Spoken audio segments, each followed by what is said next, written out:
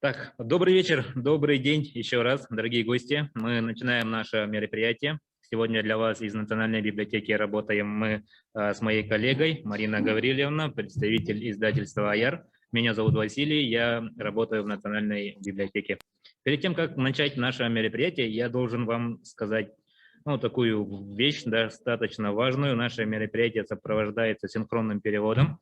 Для его активации внизу экрана у вас есть кнопка с изображением земного шара. Просьба нажать на эту кнопку, чтобы слышать перевод.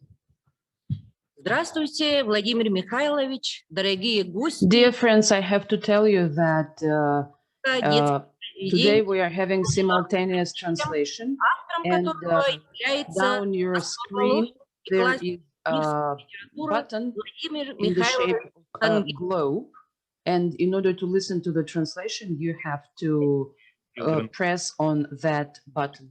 Languages by the founder. You have to switch between the languages if you want to listen into Russian or in English. Составитель книги, друг Владимира Михайловича Александр Николаевич Жирков, первый заместитель председателя Государственного собрания Ил-Тумен Республики Саха-Якутия. Александр Николаевич является также сам автором переводов нескольких произведений на якутский язык. Благодаря его энтузиазму проект состоялся. Пользуясь случаем, желаем Александру Николаевичу скорейшего выздоровления. Дорогие друзья, издревле считается, что вибрации якутского хомуса могут очистить, исцелить человека духовно. Звуки древнего волшебного инструмента никого и никогда не оставляют равнодушными. Перед вами выступает хомусист-импровизатор, сотрудник музея хомуса Тояра Жиркова.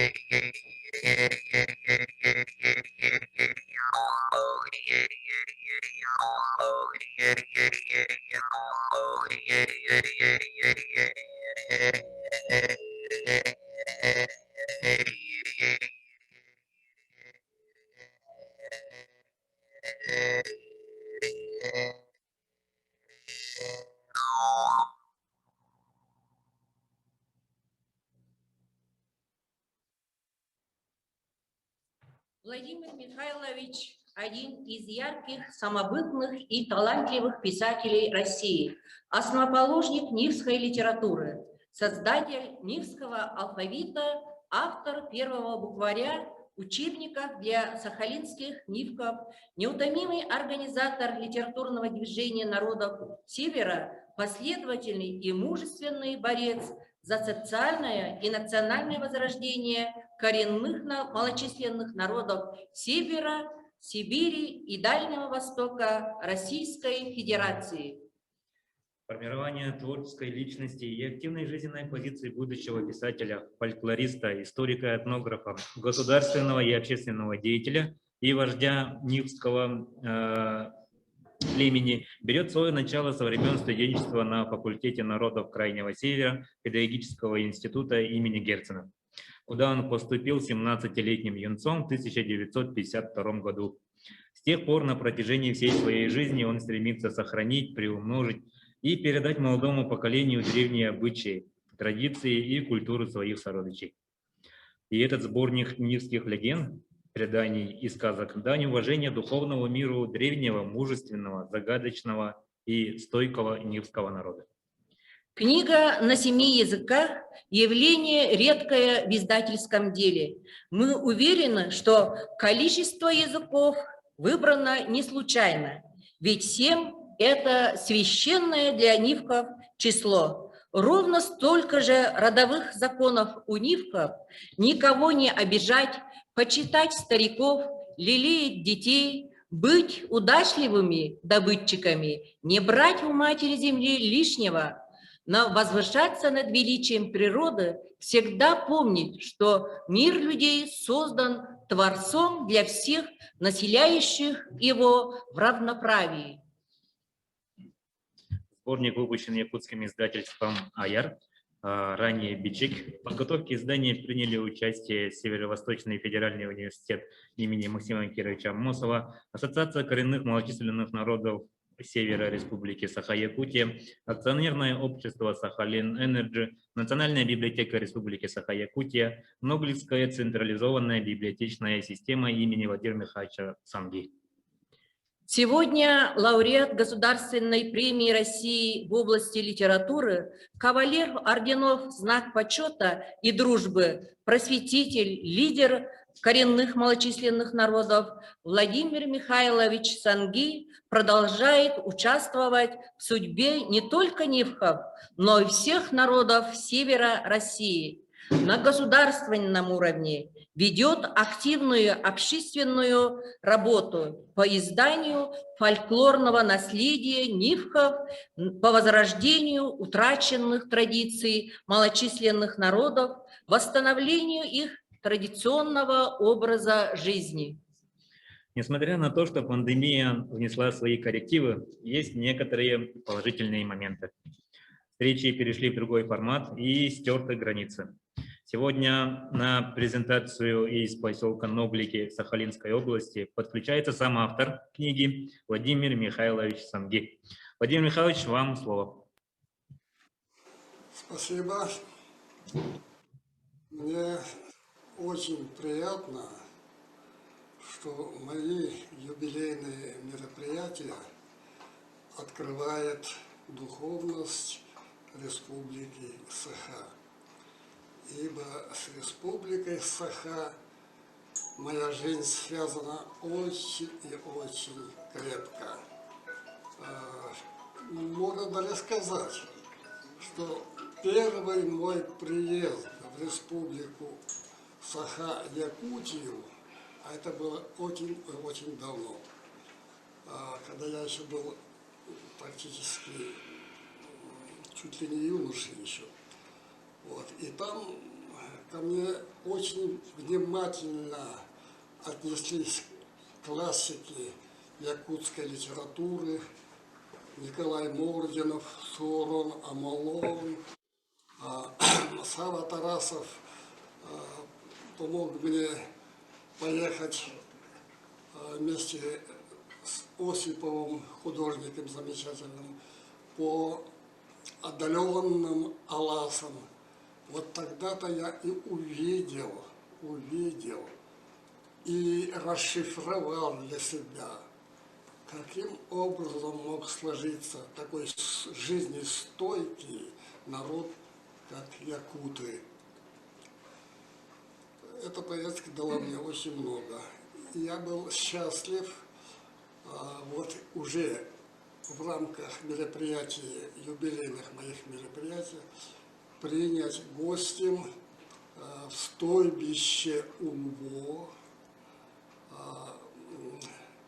первого заместителя председателя законодательного собрания, замечательного, талантливого литературоведа Александра Николаевича Жиркова. Могу даже сказать, что Александр Николаевич по существу открыл духовную жизнь уже ставшего знаменитым мыса УМВО вторую жизнь, ибо его приезд имел замечательные последствия, в том числе и те мероприятия, которые посвящены моему сегодняшнему юбилею. Я бы хотел сказать, что с мысом Улво, знаменитым мысом Улво, который воспет моим киргизским другом Чингизом Айтматовым в повести «Пегий пес, бегущий краем моря», а также инсценирован очень талантливым якутским драматургом, режиссером Борисовым, этот мыс имеет еще одну замечательное своих духовных проявлениях начало. Более 20 лет назад я привел скромную нивскую женщину в свое стойбище Улво на высоком берегу Пегого Пса. Эта женщина, как пришла ко мне в стойбище, так и осталась. И однажды во сне у меня сложилась удивительнейшая песня, удивительные слова и музыка одновременно. Такое бывает только во сне.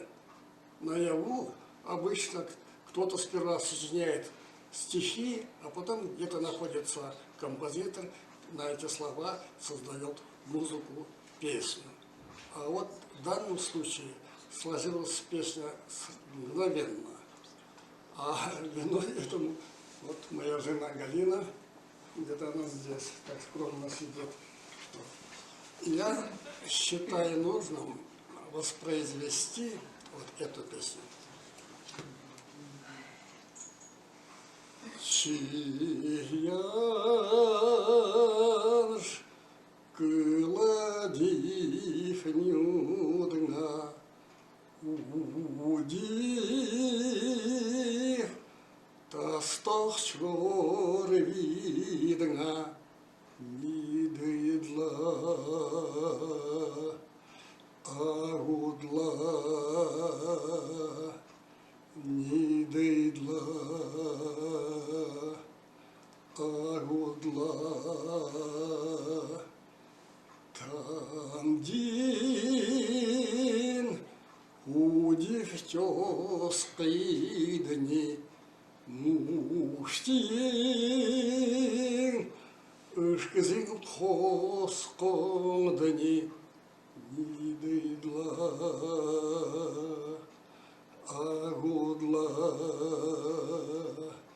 нидыдла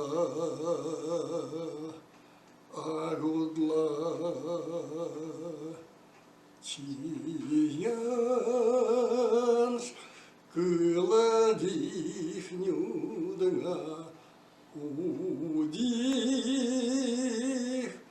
тастах шоридна нидыдла агудла нидыдла агудла Агуда.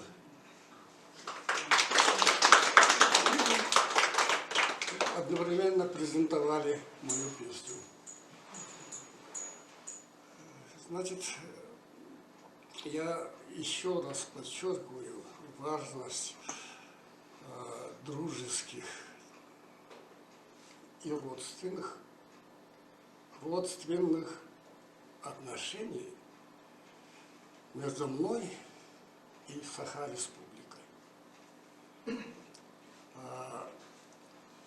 В городе Якутске проживает очень талантливая журналистка, эвенкийка, скромный человек Кудрина Нина, мать моего сына. Сына звать Денис. Он закончил в Сорбонне докторантуру и поехал в Казань по своим творческим научным делам. И там его попросили остаться в очень солидном научном учреждении. Таким образом, волны залива Чаева, волны, омывающие мыс Улво, моего родового поселения, дошли до земли Якутской, дошли до земли Балтийских просторах. Ибо там, в Санкт-Петербурге, работает очень сильная группа научно-педагогическая во главе с моей племянницей Людмилой Гашиловой. Так что надо радоваться, что у нас есть возможность представить и нивхов, и эвенков, якутов, русских на планетарном уровне. Я вас очень благодарю, что вы нашли возможность в моей юбилейные торжества присутствовать и внести свою лепту в нашу общую международную многонациональную духовность. Спасибо вам.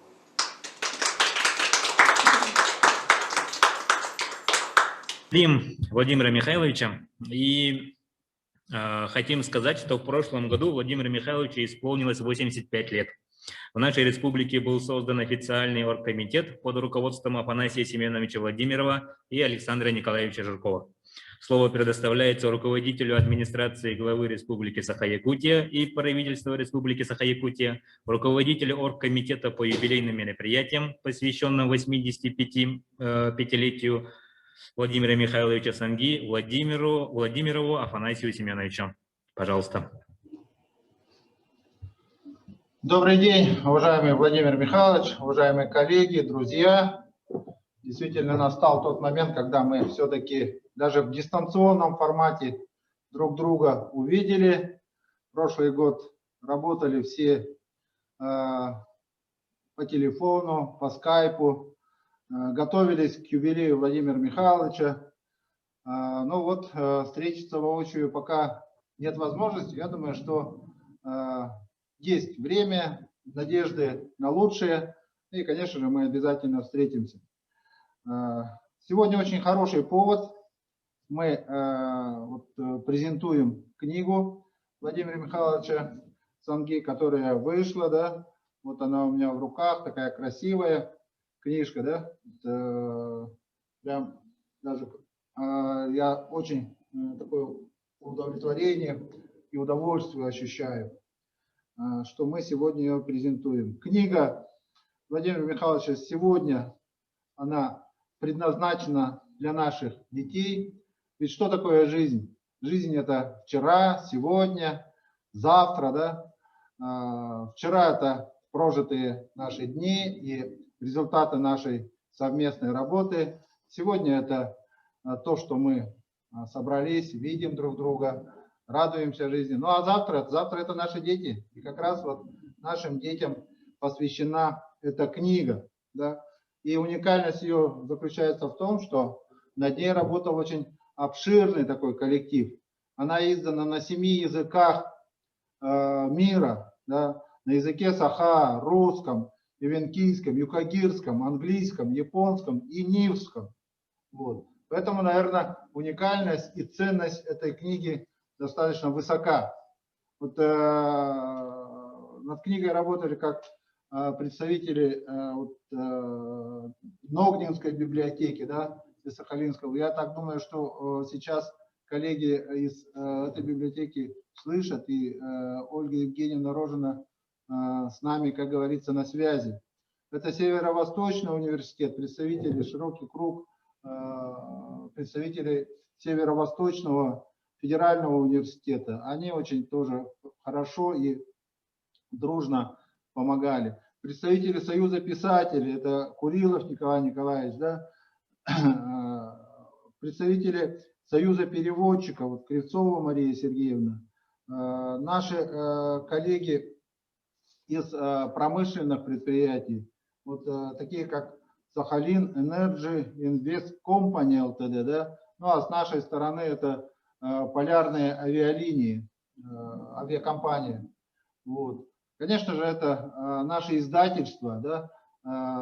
Особенно вот, я еще не привык, Август Васильевич, к новому названию, все время говорю, национальная издательская компания «Бичик». Да? На протяжении стольких лет мы с вами взаимодействуем, но вот вы в этом году, вот в прошлом году, в конце прошлого года сделали, как говорится, такое движение, как по-современному называется рембрендинг, да, и название вашего издательства «Аяр». Но тоже очень красивое, и необходимо, наверное, осознавать, что мы все творим, создаем. Вот, согласно, наверное, этой теме и издательство поменяло свое название.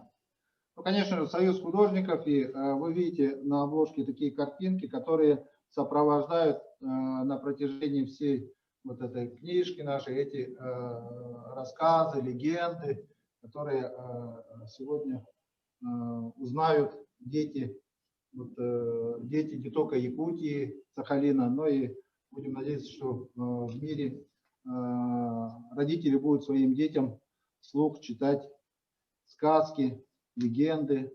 Вот. Но творчество Владимира Михайловича Санги тоже по-своему такое уникальное. Оно у нас пронизано вот тесной связью человека с природой. Да? Связи человека с миром животных, с духовными силами, которые, как говорят, берут начало вот, среди легенд и мифов. Но я думаю, что век высоких технологий, современных каких-то изменений, да, мудрый писатель как раз вот обращается к самому дорогому для нас, к детям, да, через слово, через сказки, через свою мудрость. И я думаю, что учит нас с вами и наших детей, как относиться к своим предкам, бережно относиться к окружающему, да, миру, к природе. Я преклоняюсь перед творчеством Владимира Михайловича. Мне воочию с вами довелось встретиться, когда я работал в Министерстве образования. Вы приезжали к нам, да? Это почти уже 10 лет прошло. Да? Ну и тогда, когда вот познакомился с вами лично, меня вдохновило ваше гражданское мужество. Вот, вы про Нивхов очень много рассказывали, про свои творческие планы. И как сейчас вот тоже озвучили в своем вступительном слове о том, что народ Саха, республика, сегодня бережно относится к языкам, к литературе, к искусству, к писателям. Ну и я думаю, что та наша встреча, она тоже была не просто такой формальной встречей с чиновником, но, наверное, позволила нам плодотворно сегодня работать и вот в ваш юбилейный год, и работать над издательством ваших произведений. Мы сегодня презентуем книгу, да, вот, для детей, но еще у нас выйдет книга избранных произведений, ну и у нас журнал «Чолбон» тоже отдельно ваше произведение печатал. Я желаю, чтобы был, как говорится, мир во всем мире, здоровье нас не покидало и добрые помыслы, как это прописано в произведениях нашего уважаемого Владимира Михайловича. Еще раз я приветствую вас от имени руководства республики, передаю всем пламенный привет нашим коллегам и желаю творческих, хороших успехов в новом году и в будущем. Мы с Александром Николаевичем работаем в тесном контакте. Он постоянно интересуется не только литературой народов Саха, народов Дальнего Востока, Крайнего Севера, но и в целом он очень прогрессивный и мудрый руководитель, как вы отметили, Владимир Михайлович. И я думаю, что для нас с вами это очень важно. Иметь такого мудрого наставника, ну и, конечно же, хорошего руководителя, ну и друга. Всего вам хорошего. Еще раз всем большое спасибо за работу. Мы от своего имени, от имени рабочего оргкомитета выражаем благодарность, ну и письменно тоже до всех свою благодарность доведем. Спасибо большое. Спасибо, Афанасий Семенович. Позже. Еще в далеких 70-х годах прошлого столетия, дорогие друзья, Владимир Санги поделился нивской историей о мальчике Кириске, о самопожертвовании ради продолжения рода человеческого с кыргызским писателем Тенгизом Айтматовым, на основе которого он написал свое великое произведение «Пеги и пес, бегущий краем моря». А наш якутский режиссер Андрей Борисов поставил спектакль, который является лучшим спектаклем Саха-театра и по сей день с большим успехом проходит во многих театрах России. Просим выступить государственного советника Республики Саха-Якутия Борисова Андрея Савича. Пожалуйста.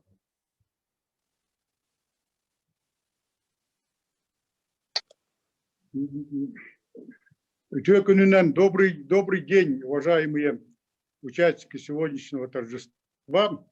Дорогой Санги, я с юности вас называл Санги, поскольку первый раз, когда увидел вас, значит, в Москве, когда мы с вами встретились, обсуждали, с тех пор для меня это имя Санги, оно своеобразно является символом моего успеха, символом моего творческого начала, творческой карьеры, да и не только моего. Дело в том, что, как вы знаете, значит, как вот очень точно написал Владимир Михайлович в своем, значит, интервью в журнале «Полярная звезда», он разговаривает с Александром Николаевичем Жирковым, и там, значит, очень точно, буквально нигде не приукрашивая, нигде не убавляя, очень точно написал историю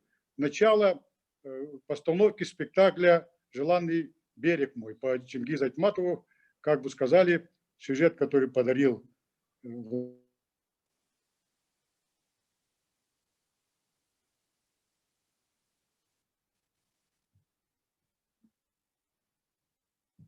Владимир Михайлович.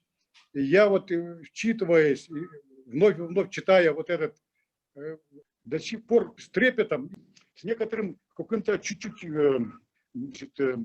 читаю, поскольку если не наша встреча, то значит, не те разговоры, беседы при ясной луне с Владимиром Михайловичем, то этот спектакль бы не произошел.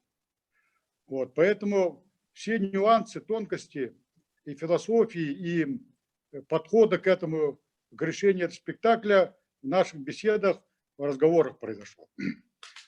Вот буквально недавно, когда мы были на берегу Охотского моря, то есть наш спектакль через 37 лет приехал на Сахалин, я встретил Санги, я был очень горд и удовлетворен тем, что когда Владимир Михайлович вышел на сцену театра, Сахалинского театра, то весь зрительный зал встал и аплодировал ему. То есть аплодировал не, конечно, наш спектакль, но главное аплодировал это личности, этому мировому явлению, которое я называю Санги, Владимир Михайлович Санги. Поэтому я очень рад слышать вас вот сегодня. Поздравляю с 85-летием. Я еще раз очень благодарю за то, что в начале моего творческого пути, который явилось новым этапом для Саха-театра, не только театра, я считаю, что для культуры народа Саха, вы поддержали, поняли, подсказали, и до сих пор вы относитесь к моему творчеству и к культуре народа Саха, культуре народов республик с особым уважением, это я знаю, с поклонением.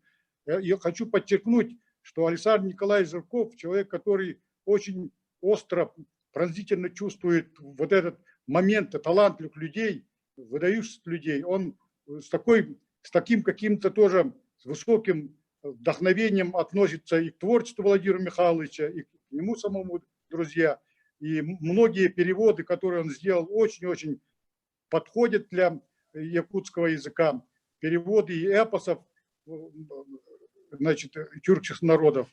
Я тоже также Александра Николаевича поздравляю с тем, что наш друг, наш уважаемый, значит, аксакал Владимир Михайлович Санги, ему исполнилось 85, вот 86 год пошел. Очень преклоняюсь, спасибо. Сейчас я иду репетировать, опять же работаю над новыми спектаклями и очень надеюсь и верю, что Владимир Михайлович увидит мои новые работы. Алитет уходит, горы и так далее. Пиранделла, Бертольд Брехт, многообразие Саха-театра. Еще раз подчеркиваю, возвращаюсь, начиналось с момента постановки «Пегого пса, бегущего краем моря». Спасибо. До свидания. Спасибо большое. Уважаемые гости, свое видео поздравление отправил кыргызский дипломат и общественный деятель, сын Чингиза Айтматова, Аскар Чингизович Айтматов. Включите, пожалуйста, видео приветствие. Уважаемый Владимир Михайлович, дорогие друзья, для меня большая честь принимать сегодня участие в презентации уникального проекта, сборника сказок, изданных на 7 языках мира. Я благодарен одному из организаторов сегодняшней презентации, Ольге, к сожалению, она мне не сказала свою фамилию. Вчера я получил от нее электронный вариант, презентуемый сегодня книги, ознакомился с ее содержанием. Что я могу сказать? Ну, прежде всего, выразить свое восхищение талантом основателя нивской литературы Владимира Михайловича Санги. Это, безусловно, огромный вклад в сохранение и популяризацию самобытной культуры нивхов. Читая сказки Владимира Михайловича, я думал о том, что действительно, если мы хотим, чтобы наши дети выросли достойными, честными людьми, им надо читать побольше сказок. Кроме того, я утвердился в мнении, что сказки, они оказывают большое влияние на формирование морально-этических установок наших детей, что, наверное, взрослым иногда также надо читать сказки, они нужны им подчас больше, чем детям. Имя Владимира Михайловича Санги для меня, для нашей семьи, оно имеет особое значение благодаря тому, что в свое время состоялось знакомство и встреча двух писателей, Санги и Айтматова, благодаря тому, что Владимир Михайлович рассказал моему отцу о давней нивской легенде, появилось одно из самых известных произведений писателя Айтматова «Пегий пес, бегущий краем моря». Я хотел бы воспользоваться этой возможностью и поблагодарить Владимира Михайловича за то, что он внес таким образом свой вклад в творчество Чингиза Айтматова.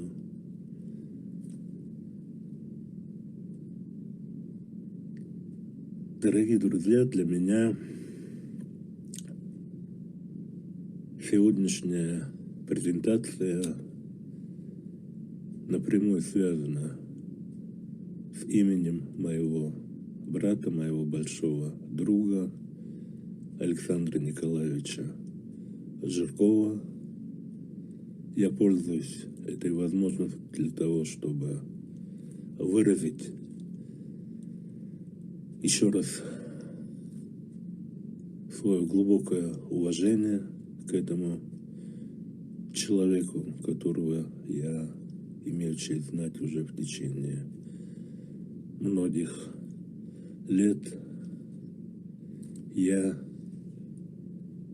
благодарен ему за его подвижничество, за его неустанную деятельность по продвижению очень важного для сохранения и развития коллективной памяти тюркских народов проекта эпосы народов мира. В рамках этого проекта, как всем нам известно, наш кыргызский эпос «Манас» был переведен на якутский язык. Одновременно с этим состоялась презентация на кыргызском языке якутского эпоса Наурун-Батыр в Кыргызстане.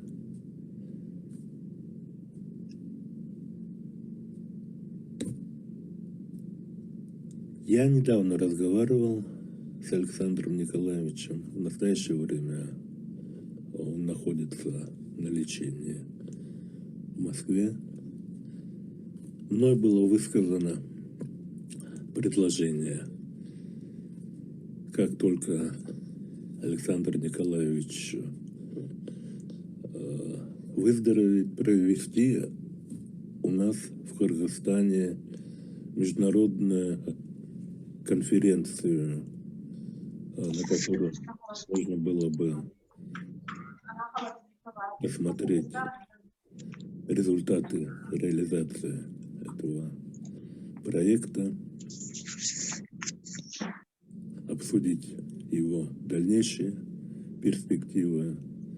Со своей стороны я готов сделать все необходимое, все возможное с моей стороны для того, чтобы подобное масштабное, авторитетное мероприятие состоялось в ближайшее время у нас в Кыргызстане. Пользуюсь случаем, чтобы от своего имени, от имени всей семьи Айтматовых еще раз поздравить Владимира Михайловича Санги с изданием и презентацией великолепной книги,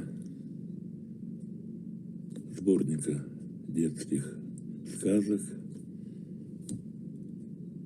а также пожелать Александру Николаевичу Жиркову скорейшего выздоровления и реализации всех задуманных им проектов. Спасибо большое. Так, дорогие друзья, нас тут просят сделать объявление, да, некое. Уважаемые гости, дорогие друзья, мы хотим сообщить, что сегодня Владимира Михайловича хотят поздравить, сказать ему теплые слова, засвидетельствовать свое почтение практически 30 человек. 30 у нас выступлений на сегодня. И, собственно, мы вот закончили, наверное, с 4-м нашим выступающим, да, и на это мы потратили почти час. Поэтому вас очень просим, уважаемые гости, если это возможно, соблюдайте регламент. У нас выступление 3 минуты. И 3 минуты на выступление. Просим нас простить и понять. У нас мероприятие запланировано и строго регламентировано. Просим сказать несколько слов Цикарева Алексея Васильевича, члена постоянного форума ООН по вопросам коренных народов. Пожалуйста. Уважаемые друзья, уважаемый Владимир Михайлович, от имени моих коллег, членов постоянного форума Организации Объединенных Наций по вопросам коренных народов, я сердечно поздравляю вас с вашим успехом в творчестве и созданием уникального сборника низких легенд и преданий для детей. Мне трудно выразить свое восхищение вашим вкладом в мировое наследие культурное и в развитие литературы и языков коренных народов. Мы недавно отметили 2019 год, Международный год языков коренных народов, объявленный Генеральной Ассамблеей ООН, и мы стоим на пороге десятилетия языков коренных народов, которое начнется уже в следующем году. И вот оба эти мероприятия проходят под девизом, что языки коренных народов значат многое для мира, развития и примирения. И всем своим творчеством, всей своей деятельностью, многолетними трудами вы вносите вклад в созидание, в мир, в развитие человечества. И это стоит, конечно, очень дорогого. Ну и, безусловно, сам тот факт, что ваш сборник вышел для детей, это уникально, это очень важно. Ведь мы ничего не сможем сделать с нашими языками без того, чтобы передавать их детям, без того, чтобы научить детей мудрости предков и мудрости коренных народов, которая испокон веков передавалась от поколения к поколению. Я хотел бы также выразить слова благодарности Александру Николаевичу Жиркову за его большой вклад в развитие сотрудничества между Россией, между Республикой Саха-Якутия и постоянным форумом по вопросам коренных народов. Это сотрудничество имеет уже многолетние корни, и проходило под эгидой и десятилетие эпоса Аламхо. И мы надеемся в постоянном форуме, что сотрудничество это продолжится и как с Республикой Саха-Якутия, так и с другими регионами Российской Федерации и России в целом, и, конечно, ее коренными народами. Уважаемые коллеги, я хотел бы воспользоваться этим случаем и пригласить вас для участия в региональном диалоге постоянного форума с коренными народами Восточной Европы, Российской Федерации, Центральной Азии и Закавказья, который пройдет 3 и 4 марта с 10 до 12 по московскому времени. И это еще одна возможность для того, чтобы обсудить все то, о чем пишет Владимир Михайлович в своих произведениях, и многие другие вопросы, которые касаются постоянного развития коренных народов. Ну и, конечно, также хотел бы отметить, что сессия постоянного форума состоится, как и запланировано, с 19 по 30 апреля этого года. К сожалению, в этом году в виртуальном режиме, но пандемия не должна помешать коренным народам активно участвовать в обсуждении глобальных вопросов. Поэтому всех вас с удовольствием приглашаю на эти мероприятия, и я надеюсь, что Владимир Михайлович также сможет участвовать и доносить до других коллег во всем мире свое наследие, свое творчество. Еще раз пожелаю Владимиру Михайловичу творческого долголетия, успехов новых и всего самого наилучшего. Большое спасибо за приглашение, уважаемые друзья.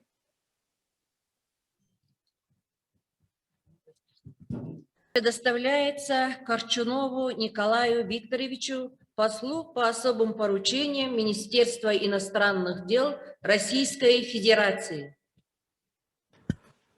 Спасибо большое, уважаемый Владимир Михайлович, уважаемые друзья. Разрешите мне прежде всего выразить признательность автору, а также всем тем, кто способствовал выпуску этого уникального сборника легенд, посвященного детям младшего и среднего возраста на языках коренных народов российского севера, а также русском, английском и японском языках, что сделало возможным и включило данное произведение действительно в мировое наследие литературы.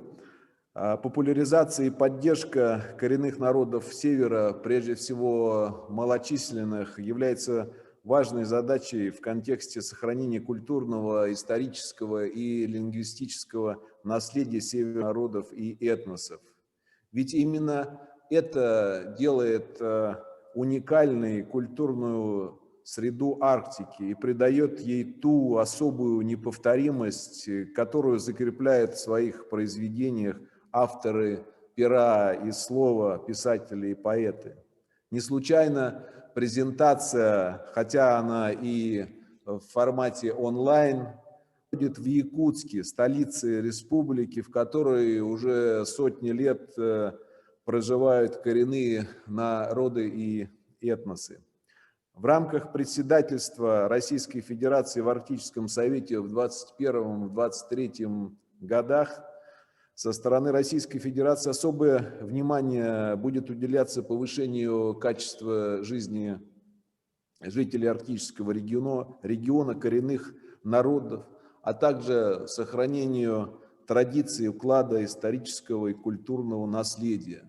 Именно поэтому Российская Федерация в целях сохранения и развития языкового и культурного многообразия коренных народов Арктики в прошлом году представила в рабочую группу Арктического совета по устойчивому развитию проект «Цифровизация языкового и культурного наследия коренных народов Арктики», предполагающий создание в сети интернет единой поликультурной среды народов, проживающих на крайнем севере. Это позволит сохранить, развивать и популяризировать языки и культуру коренных народов, расширять среду общения на родных языках, обеспечить цифровую идентичность каждого коренного народа. Надеемся, что в рамках данного проекта, который охватывает значительный массив различных областей культуры, также яркой стороной будет являться данное произведение. В заключение хотел бы пожелать его автору крепкого здоровья и дальнейших творческих успехов. Спасибо. Наше мероприятие проходит в гибридном формате, то есть мы не только онлайн, но и несколько человек присутствуют сейчас в историческом зале Национальной библиотеки. И, собственно, одному реальному участнику сегодняшнего мероприятия, Вере Ивановне Сидоровой, мы предоставляем слово. Пожалуйста. Спасибо. Уважаемые участники встречи круглого стола, я попросила слова для того, чтобы информировать вас о том, что Владимир Михайлович Санги, как человек, деятель культуры, образования, науки, он внес большую лепту не только в историю своего народа, малочисленных народов Севера. Его очень высоко ценят и в международных организациях, например, в такой организации, как ЮНЕСКО. Дело в том, что в эти дни мы проводим мероприятия, посвященные 30-летию установления международных и внешнеэкономических связей Республики Саха-Якутия. И мне удалось в течение 30 лет, я уже связана с ЮНЕСКО. 30 лет тому назад был образован Национальный комитет по делам ЮНЕСКО, я работала в этом составе в первом. Затем мне посчастливилось работать в комиссии Российской Федерации по делам ЮНЕСКО в МИДе России. 5 лет я проработала в постоянном представительстве Российской Федерации при ЮНЕСКО в городе Париже. Дело в том, что 18 марта 2015 года в штаб-квартире ЮНЕСКО проходил круглый стол сохранения и популяризация культурного и языкового наследия сахалинских нивхов. Это событие было приурочено 80-летию Владимира Михайловича Санги, и он сам лично с группой деятелей культуры, науки и образования, с творческим коллективом приехал и принял участие в этом круглом столе. И организаторами этого мероприятия выступили правительство Сахалинской области, спонсором, значит, выступил Сахалин Энерджи компания. И, естественно, это мероприятие помогало организовать постоянное представительство Российской Федерации при ЮНЕСКО. Тогда послом была Элеонора Валентиновна Митрофанова, а я как советник поспредства России при ЮНЕСКО, которая занималась вопросами культуры, естественно, регионами Российской Федерации, поэтому я помогала готовить это мероприятие. И вот как бы судьба связала, и еще раз я участвую в мероприятии, связанном с Владимиром Михайловичем. Спасибо за внимание. Спасибо, Вера Ивановна. Сейчас слово предоставляется Мукабеновой Айсе Бакаевне, старшему советнику Департамента по гуманитарному сотрудничеству и правам человека Министерства иностранных дел России. Я зачитываю приветственный адрес директора нашего департамента по гуманитарному сотрудничеству и правам человека Рената Жафяровича Алюдинова. Уважаемые друзья, сердечно приветствую участников видеоконференции, посвященной изданию уникального сборника сказок и легенд, автором которого является основатель и классик нивской литературы Владимир Михайлович Санги.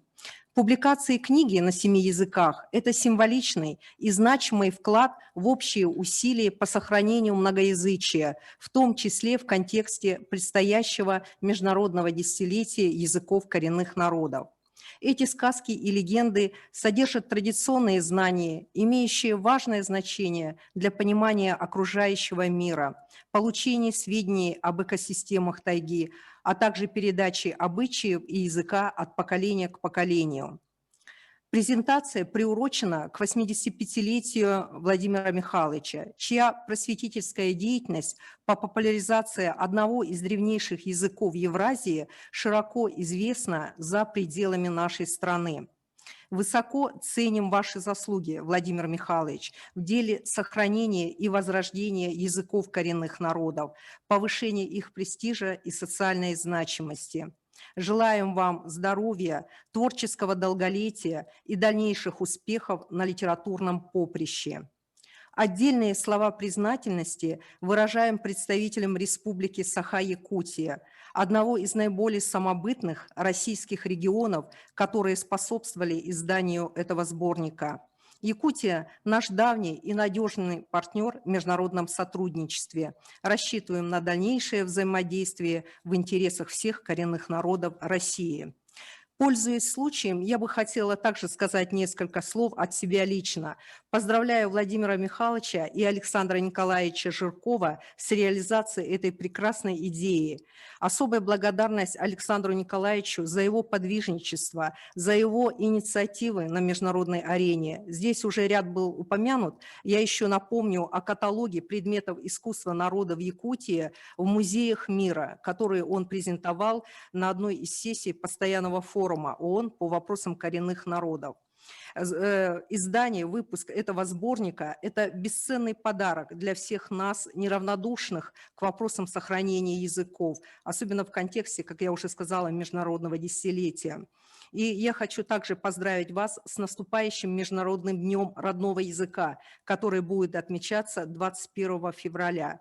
И вот такое сотрудничество по изданию такого сборника – это пример того, как нам надо действовать, как нам надо сотрудничать для того, чтобы сохранить богатство всех языков для будущих поколений. Большое спасибо. Айса Бакайна, спасибо вам большое. Далее мы слово хотим предоставить народному писателю Якутии, президенту Ассоциации коренных и малочисленных народов Севера Республики Саха-Якутия, другу и соратнику Владимира Михайловича Санги, Андрею Васильевичу Кривошапке. Дорогие друзья, замечательно, что мы сегодня отмечаем юбилей Владимира Михайловича Санги, большого друга народа Саха и народов Севера нашей республики. Владимир Михайлович Санги в свое время был первым представителем народов Севера Сибири и Дальнего Востока, который успешно и достойно работал консультантом Совета министров РСФСР.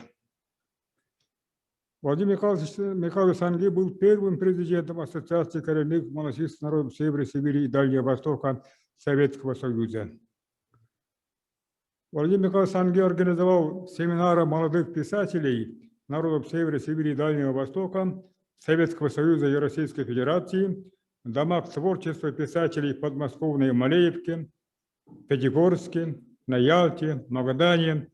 Владимир Михайлович Санги является заслуженным работником культуры Якутской АССР. Это высокое звание было присвоено, когда ему исполнилось 50 лет. Владимир Михайлович Санги установил связи с представителями коренных народов Севера и с представителями коренных народов зарубежного Севера.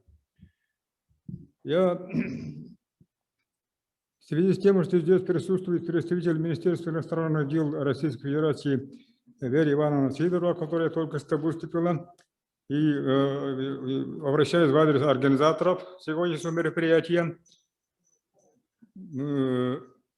предложить главе республики, нашей республики Арсению Сергеевичу Николаеву и в адрес первого заместителя председателя Государственного собрания Александра Николаевича Зеркова выдвинуть кандидатуру Владимира Михайловича Санги на соискание лауреата Нобелевской премии за романы Леонид Беккевонгов и «Лодный гон». Я прошу поддержать. А Владимир Михайлович Санги, я от души желаю крепкого здоровья, долгих лет жизни.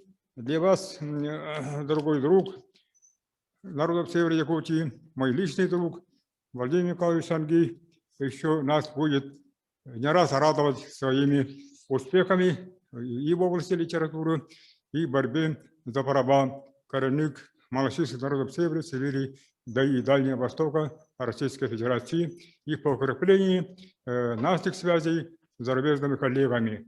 И дальше будет работать для укрепления престижа нашей великой Родины Российской Федерации за рубежом. Спасибо. Спасибо, Андрей Васильевич. Дорогие друзья, у нас музыкальная пауза. Участников презентации приветствует Ирина Дускулова с песней на юкагирском языке «Лондо», что переводится как «танец».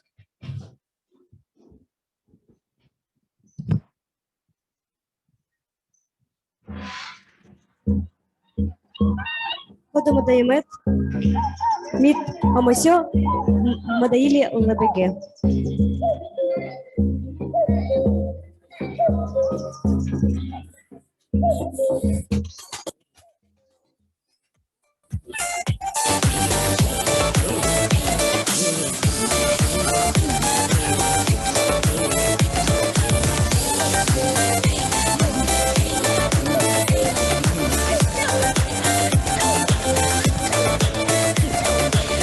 Пегат едиси люди, а я пичипе яхтени. Митлеве межете ялил яхтел геле медни. Тане кону на шейде коньо. Регитляна догутляна, регитляна догутля. Тане кону на шейде коньо. Регитляна догутляна, регитляна догутля.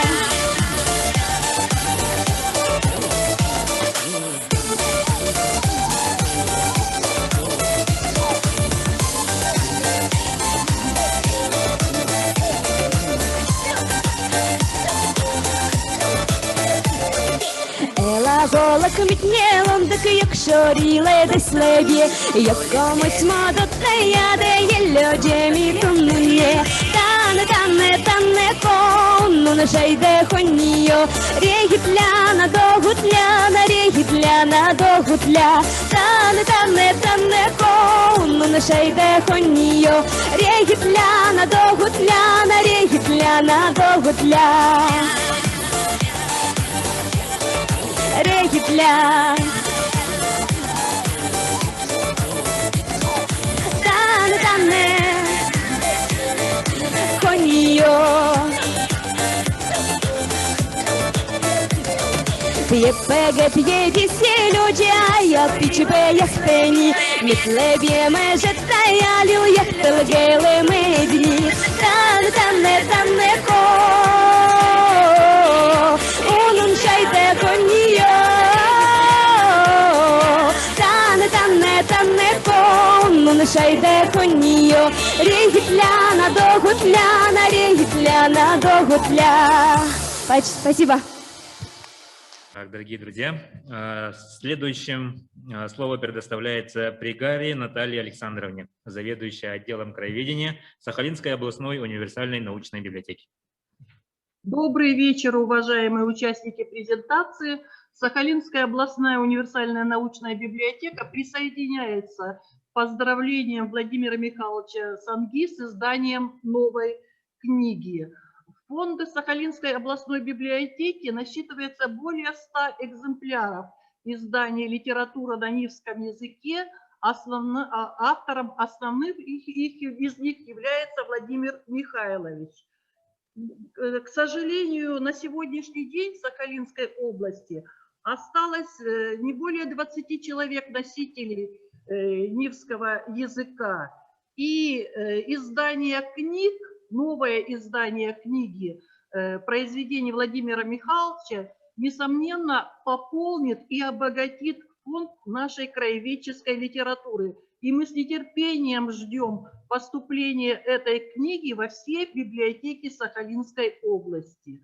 Нам посчастливилось в минувшем 2020 году, в марте, на базе Ноблевской центральной библиотеки провести второй Нивский форум, участником которых был Владимир Михайлович, и форум этот был посвящен его 85-летию. И мы еще до ограничений по коронавирусу смогли собрать на площадках Ноблевской библиотеки около 400 человек, ученых, представителей сферы культуры, искусства, образования, которые обсудили проблемы языка коренных малочисленных народов Севера, проблемы обучения языку, проблемы подготовки программ на нивском языке и многочисленные другие острые вопросы,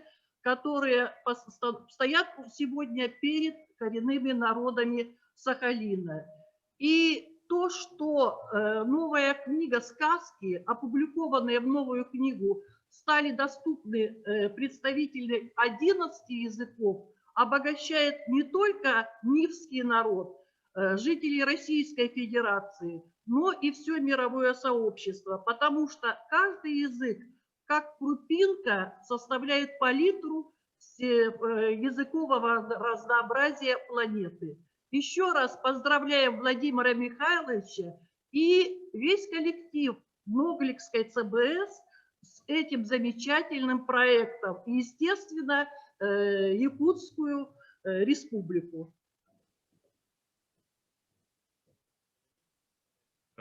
Далее поздравить автора, составителя и участников проекта из Норвегии подключился Андерс Оскал, генеральный секретарь Ассоциации оленеводы мира, директор Международного центра оленеводства Норвегия. Пожалуйста.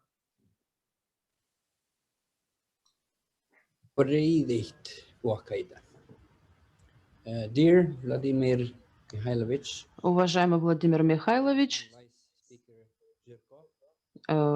вице-спикер Жирков, посол Корчунов, дамы и господа, спасибо за приглашение.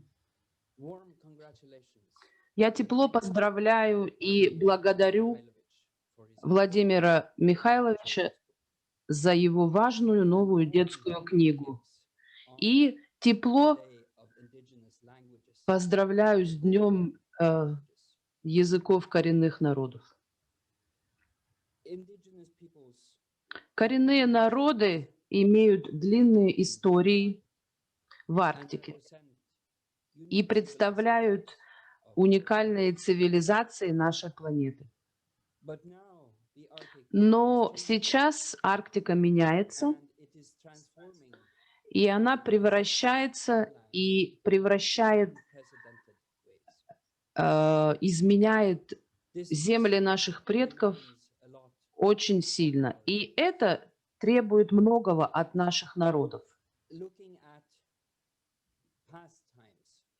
Глядя на прошлое и на ассимиляцию, я считаю,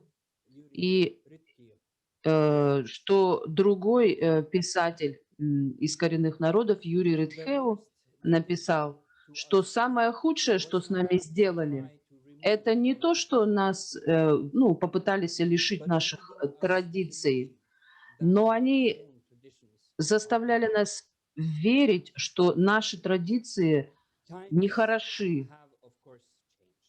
Конечно, времена поменялись, сейчас все иначе. Но я считаю, что детская книга – это самый лучший, универсальный ответ на вызовы нашего времени.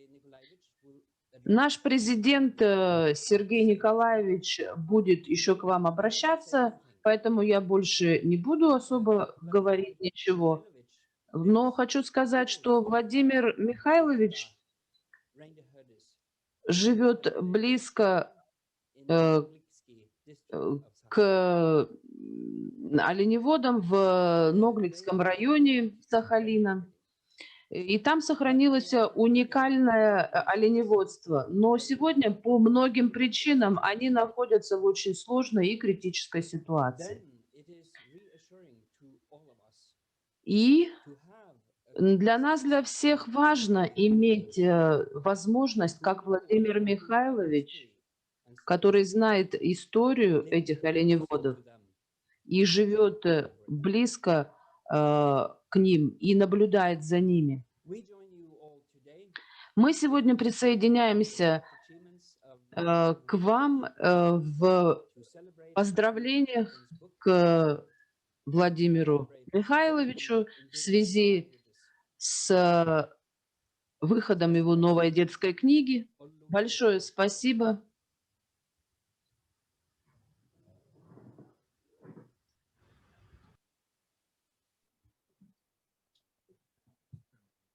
Спасибо. Сейчас перед вами выступает Маргарита Яковлева с песней на эвенкийском языке «Аян, аян». Пожалуйста.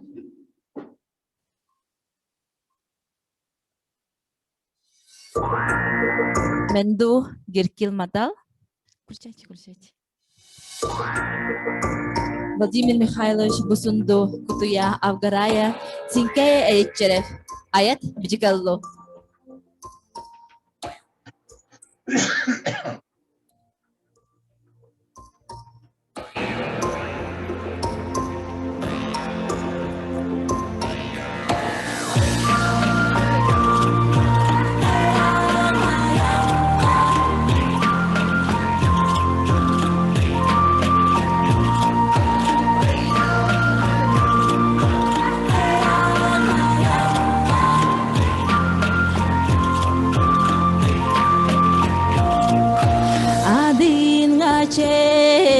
Kungongana biraga chen jaginana agdiga chen igdikana jogogo chen jugal jene hayanga yanga hayanga yanga hayanga yanga hayanga yanga hayanga yanga hayanga yanga hayanga yanga hayanga yanga Allah kandur japkal dukin anda gilti emmemile agagalo yagagalo agagalo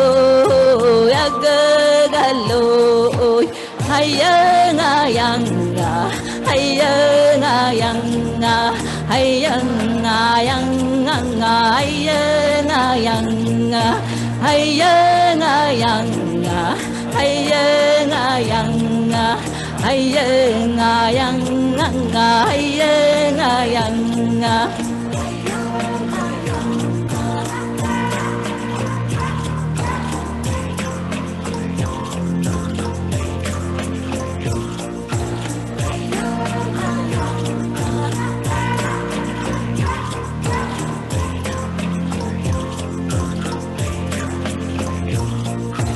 Aldan jeber bire dunne haya kanji kurulene kunga koyo jalan dubar ule sekel namadanal hayanga yanga hayanga yanga hayanga yanga hayanga yanga hayanga yanga hayanga yanga hayanga yanga hayanga yanga hayanga yanga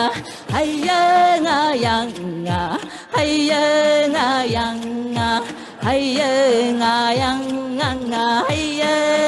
yanga hayanga yanga hayanga yanga hayanga yanga hayanga yanga hayanga yanga hayanga yanga. Спасибо. Bakal дыдала.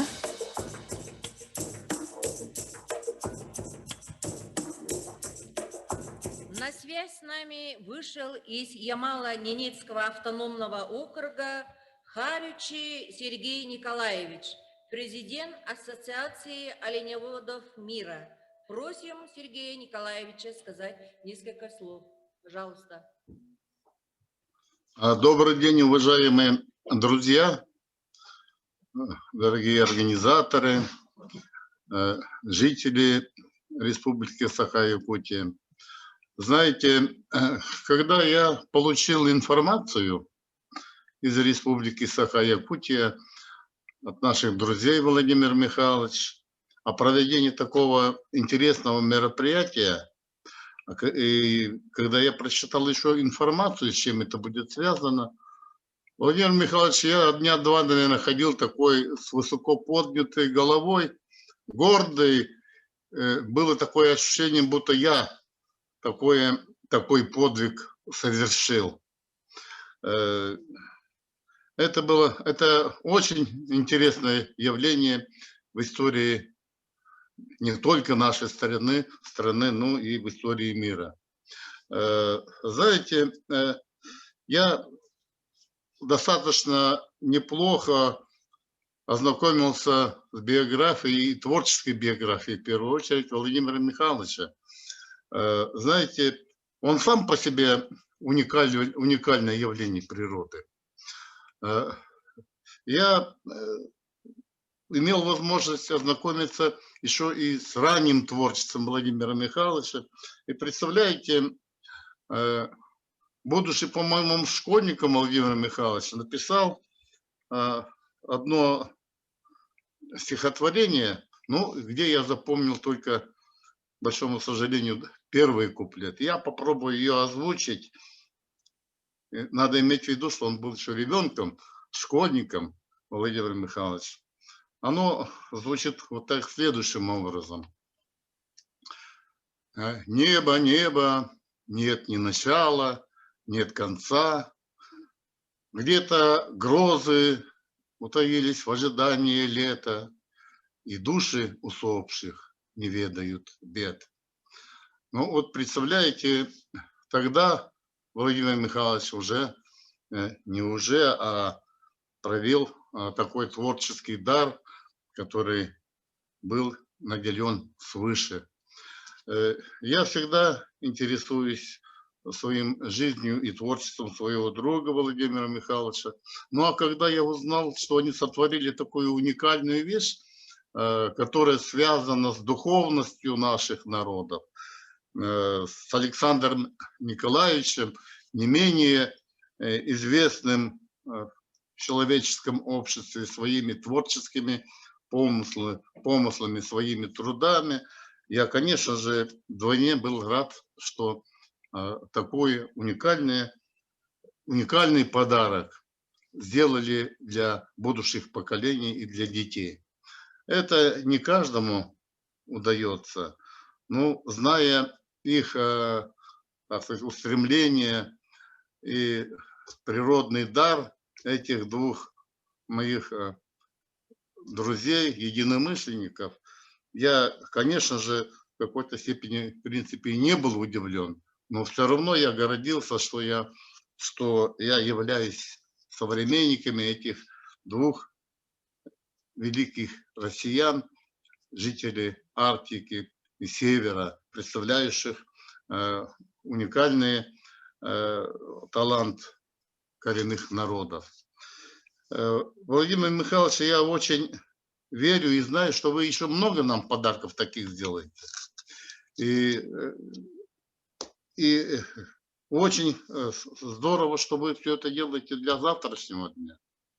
Потому что в этом мире все можно материально изменить. Снести дом, построить новый, современный, построить железную дорогу, построить пароход и так далее.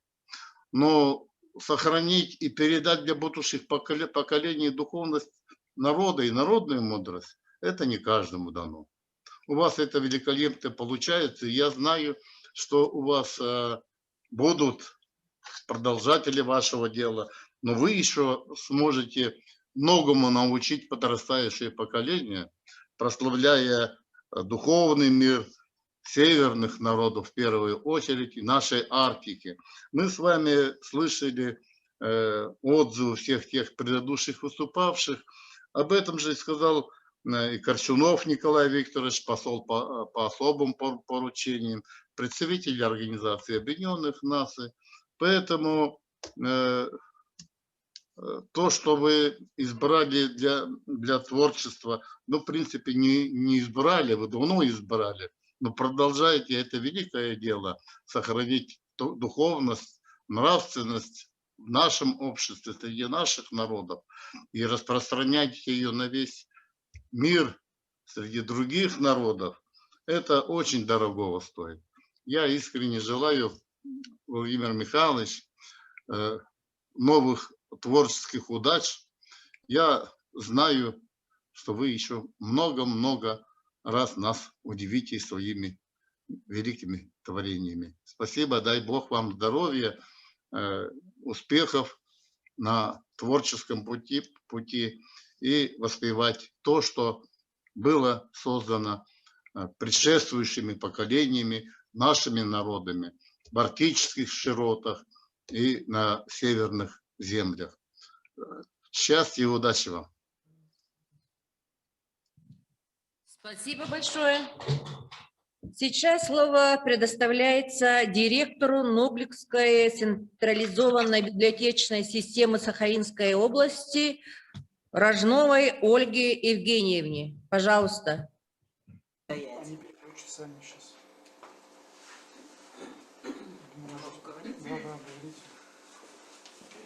Доброе время суток, дорогие участники конференции.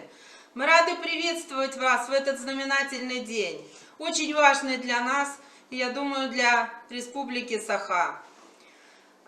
Поддержать Владимира Михайловича пришли его сородичи, представители Нивского народа. Мы очень рады, что свет увидела книга сказок нашего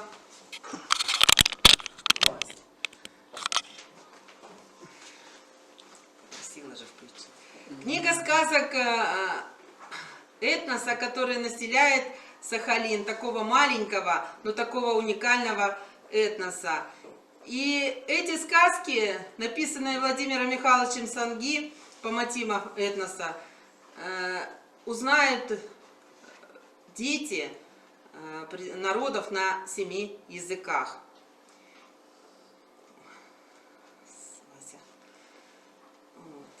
Мы выражаем огромное спасибо, я думаю, как мы, библиотека, те, кто приложили много усилий для выхода этой книги, так и все, кто пришел нас поддержать от имени Ноглик, от имени народа, за то, что Республика Саха, Якутия, вместе с нами издали данную книжку, и которая разойдется по библиотекам и непосредственно кому-то в руки попадет всей нашей страны, я думаю, даже за рубежом. Огромное вам спасибо.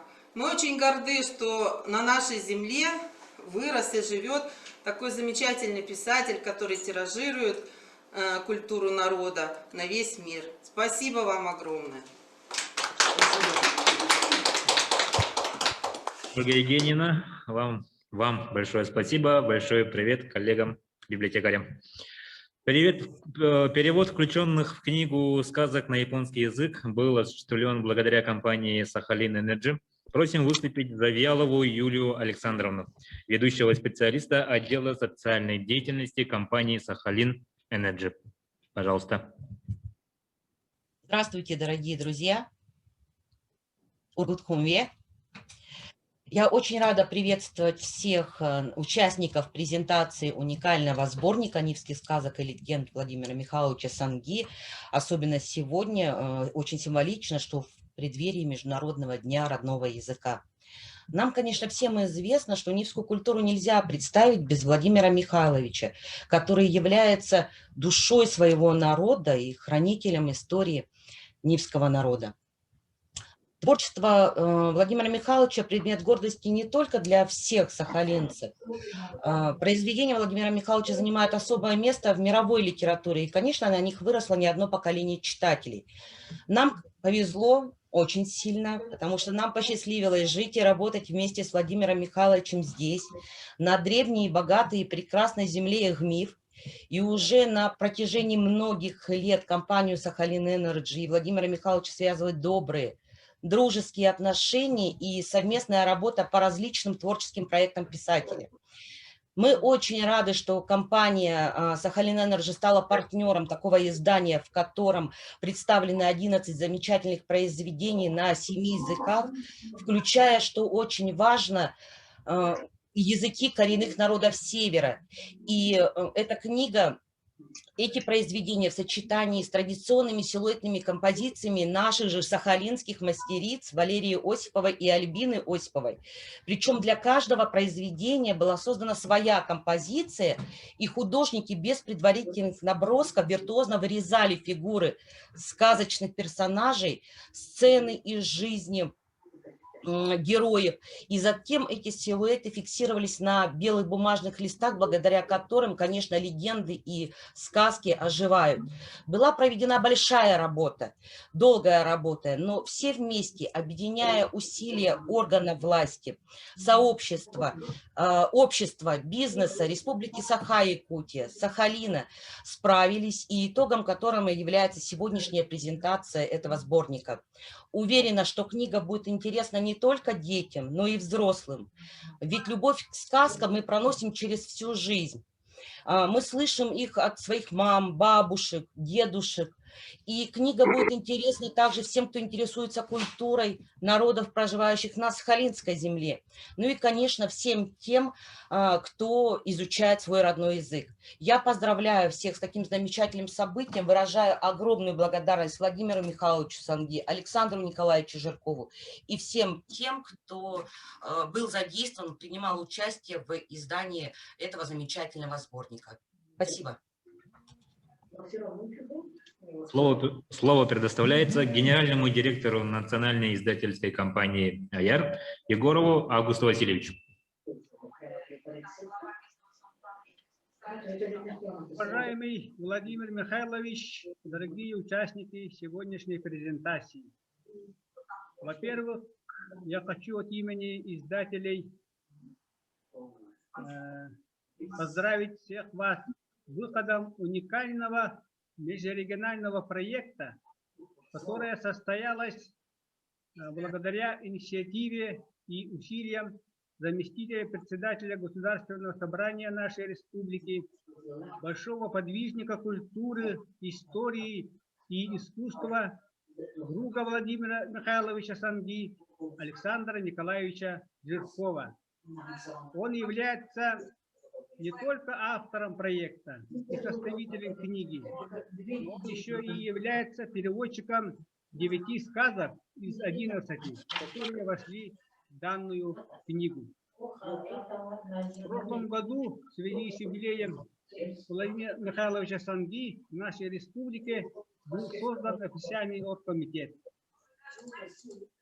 И председатель комитета Афанасий Семенович Владимиров, глава администрации нашей республики, Александр Николаевич Жирков нам очень помогли в поисках инвесторов, финансирования выпуска книги.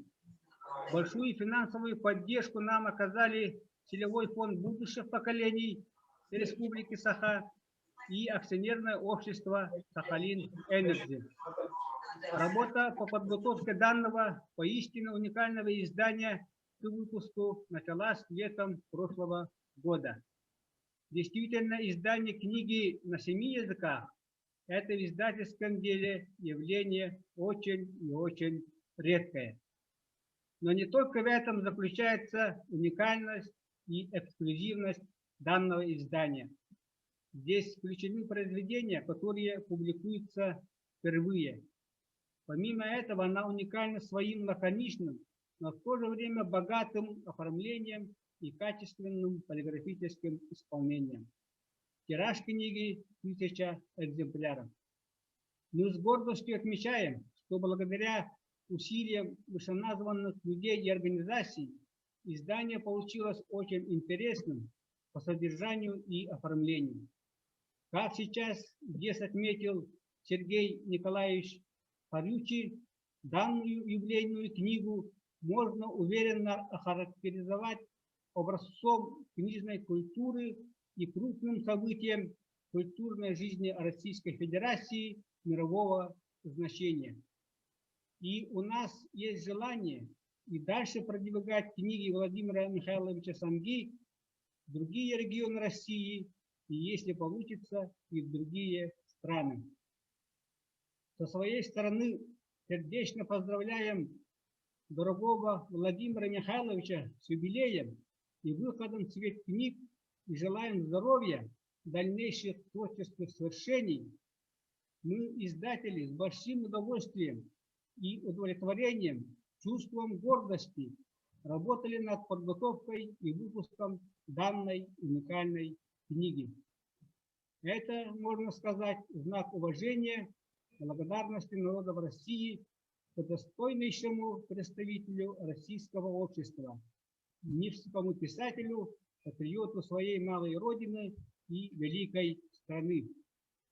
От имени издателей и читателей выражаем огромную благодарность нашему уважаемому Александру Николаевичу Зыркову, переводчикам, оформителям и всем учреждениям, участвовавшим в подготовке и выпуске этой книги. Также силами юбилейного оргкомитета издана очень солидная книга избранных произведений Владимира Санги в двух языках, на русском и якутском, составителем которого тоже является Александр Николаевич Зырков. Но это очень большая книга, объемная. Тут вошли романы, повести, рассказы Владимира Санги. Вот это сейчас я вам показываю. Объем солидный, 35 печатных листов, более 460 страниц, тираж стоит 1000 экземпляров. Но об этой книге позже будет отдельный разговор. В конце хотел бы пожелать уважаемому Александру Николаевичу скорейшего выздоровления. У такого человека, как он, сделавшего очень многое для своего народа, вносящего огромный вклад в диалог культур и сохранение культурного наследия, обязательно все будет хорошо.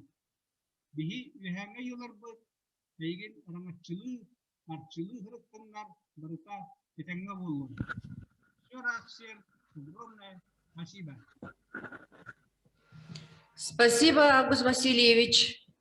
Уважаемые участники презентации, как вы уже знаете, автором проекта и составителем книги является друг Владимира Михайловича Александр Николаевич Жирков.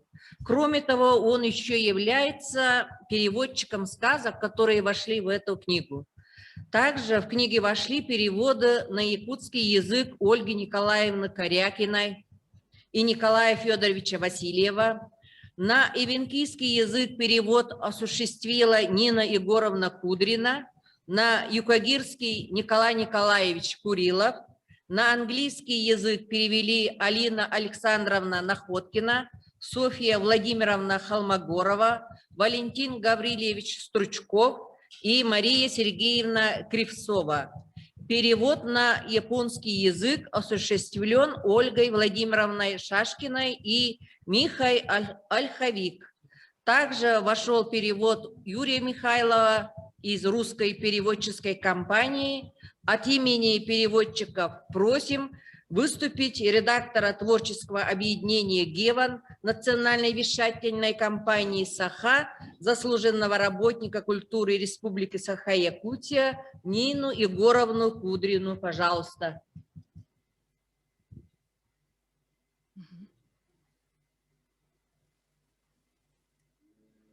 Дорогие участники презентации, поздравляю вас всех, нас всех с таким замечательным событием.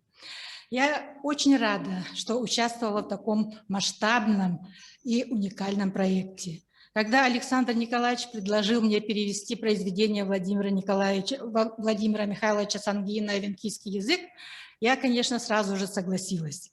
и работала с большим удовольствием, хотя эта работа была очень и очень непростая. Приходилось иногда консультироваться с Владимиром Михайловичем по поводу перевода некоторых нивских слов, потому что таких слов у эвенков, тех, которых у эвенков не было и нет. Ну, что я могу сказать? Для меня же самой эта работа явилась проверкой моих знаний и возможностей. И я еще раз убедилась, что родной язык, эвенкийский язык, который впитала я с молоком матери, который слышала в далеком детстве, я еще помню, я еще знаю и очень люблю. Хочу сказать, что благодаря всем переводчикам, благодаря издателям и всем тем, кто работал над изданием над этим изданием, итог получился просто потрясающий. И я считаю, что эта книга – прекрасный подарок и детям, и Владимиру Михайловичу Санги к его юбилею, и всем читателям. И еще раз поздравляю всех со столь знаменательным событием. Сома ая книга юналин бисунова укатва мандудем. Спасибо. Спасибо. Слово предоставляется председателю Комитета Государственного собрания Илтумен Республики Саха-Якутия по вопросам коренных малочисленных народов Севера и делам Арктики Голомаревой Элине Христофоровне. Пожалуйста. Мы участники важного такого знакового события, когда мы презентуем книгу уважаемого всеми нами писателя нивского народа Владимира Михайловича Санги. В этот день во всех субъектах, где сородичи живут, ну, я знаю, что они собрались и радуются этому празднику. Век технологий дает нам возможность сегодня виртуально проводить это большое событие. И мы от имени профильного комитета Государственного собрания Илтумен приветствуем Владимира Михайловича, поздравляем с юбилеем. Сегодня мы отметили большое событие. Молодой парень Самгинского района, уроженец Усьмаи, Эвенк, изобрел электронное приложение, которое называется Аявна. И в этом приложении он, значит, дает возможность возродить исчезающий эвенкийский язык. Он сам по специальности землеустроитель, и это событие для нас стало большой радостью. Над этим проектом он работал год. Поддержали наши народные депутаты Евсеев Матвей Николаевич, Андреев Иван Иванович. Это проект, который имеет будущее. Это робот, который может стоять на столе, ну, с собой можно в телефоне держать и изучать свой родной язык. И мы пришли к такому мнению, что родилась у нас девочка сегодня явно, как раз в тот день, когда мы презентуем необычную книгу, которая говорит сама по себе о дружбе народов, о мире. С детства мы должны, значит, обратить внимание на вопросы духовности, нравственности, любви к родному краю. А все это начинается, конечно, с тех моментов, которые мы должны видеть детскими глазами. А это очень хорошо удалось и удается Владимиру Михайловичу. Я вас, Владимир Михайлович, и нашего руководителя парламента Александра Николаевича Жиркова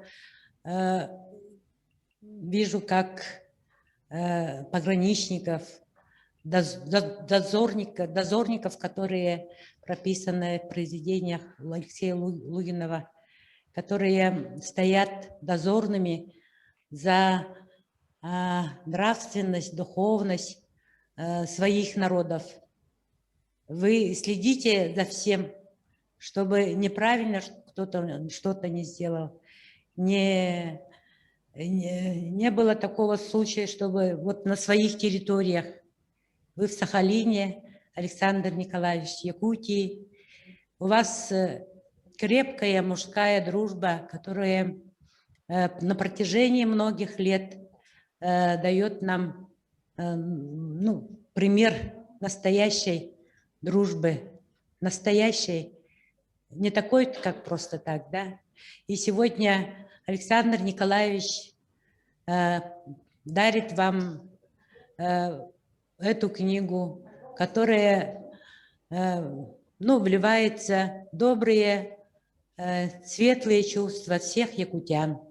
И все якутяне поздравляют вас, и чтобы эта дружба тянулась еще долго-долго, и чтобы дым от костров наших сородичей был виден издалека, чтобы мы не исчезли с этой земли. Спасибо. Слово предоставляется Погадаеву Михаилу Александровичу, заместителю министра по развитию Арктики и делам народов Севера Республики Саха-Якутия. Добрый вечер, уважаемые участники сегодняшней презентации, глубоко уважаемый Владимир Михайлович.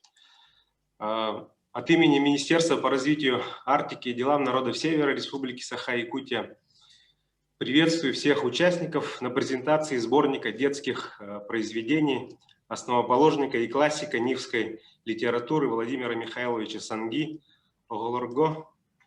И поздравляю всех нас с выходом этой уникальной книги. Для меня огромная честь сегодня выступать в числе таких уважаемых людей. Владимир Михайлович Санги сам для нас это легендарный человек, которого по праву уважают не только в нашей стране, но и в зарубежных странах, и который внес огромный вклад в развитие, сохранение и развитие культуры, традиций, языков коренных и малочисленных народов Севера и вообще движения коренных и малочисленных народов Севера. И сегодня мы празднуем с вами замечательное событие создания этой книги. Знание родного языка – это связь поколений. Это язык, без которого невозможно знание своих корней, своей родной культуры. Чтобы развивать у детей интерес к языку, нужно рассказывать им сказки и истории на родном языке. И очень важно привлечь молодежь к изучению, распространению языков, ведь от того, чему и как мы научим молодых, зависит будущее наших народов. Только что Елена Христофоровна рассказала о молодом парне Усмайском Ивенке, который создал, поистине тоже уникальное приложение электронно, роботизированный переводчик на ивенкийский язык. И молодежь, она тянется на самом деле к родной культуре, к родным языкам. Мы рады, что у нас есть такие проекты. И сегодня также послом по особым поручениям, представителем России в Арктическом совете Николаем Викторовичем Корчуновым был тоже упомянут наш проект. Это цифровизация языкового и культурного наследия коренных народов Арктики. Предстоит очень большая работа для всех нас, и я думаю, что данная книга могла бы занять достойное место,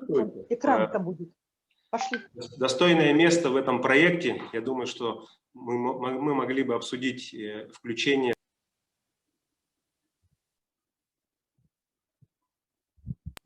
Меня не слышно, да, коллеги? Слышно, слышно. Слышно? А то у меня почему-то звук отключает организаторы.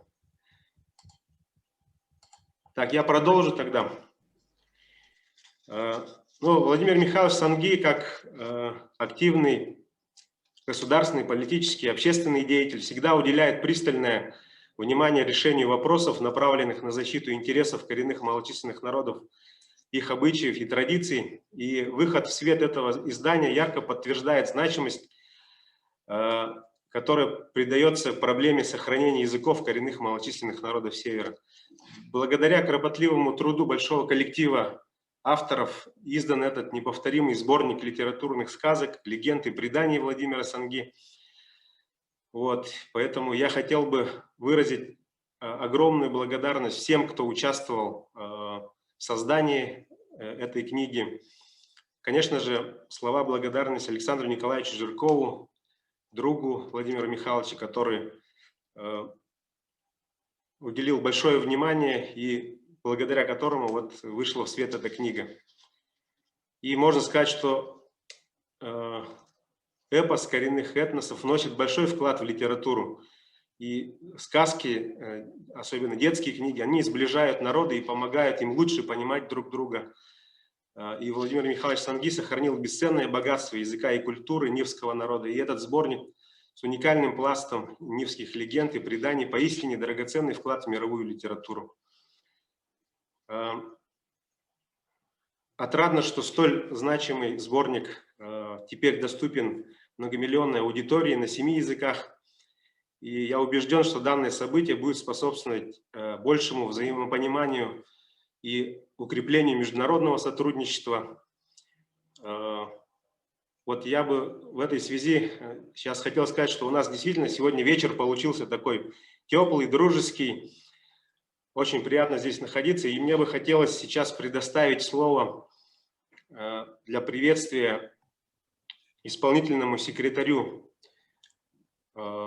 секретариата коренных народов Арктики, Арктического совета, который находится в городе Тромсе в Норвегии, и в создании которого в свое время, когда Владимир Михайлович Санги еще был основателем Ассоциации коренных малочисленных народов Севера, Сибири и Дальнего Востока Российской Федерации, и с коллегами из других арктических государств начиналось создание секретариата коренных народов Арктики, который был создан задолго до создания Арктического совета.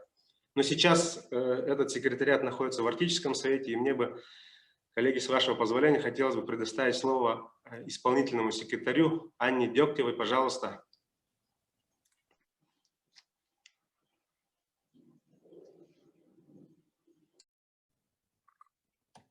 Коллеги, здравствуйте, меня слышно? Да, вижу, микрофон работает.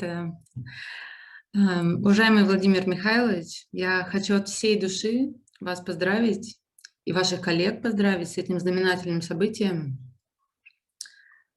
Вы хорошо знаете, что Арктический совет – это ведущий международный форум, где 8 арктических государств сотрудничают по вопросам устойчивого развития, а также сохранения окружающей среды. Но уникальность этого форума зависит в том, что организации коренных народов имеют особый статус в этом сотрудничестве. Они имеют статус постоянных участников и могут работать на всех уровнях Арктического совета. И цель этой работы – это продвижение и защита прав коренных народов. В настоящий момент в Арктическом совете 6 организаций коренных народов. Это Ассоциация коренных малочисленных народов Севера, Сибири и Дальнего Востока Российской Федерации, Союз самов, это народ самы, проживают в 4 арктических государств: Норвегии, Швеции, России и Финляндии.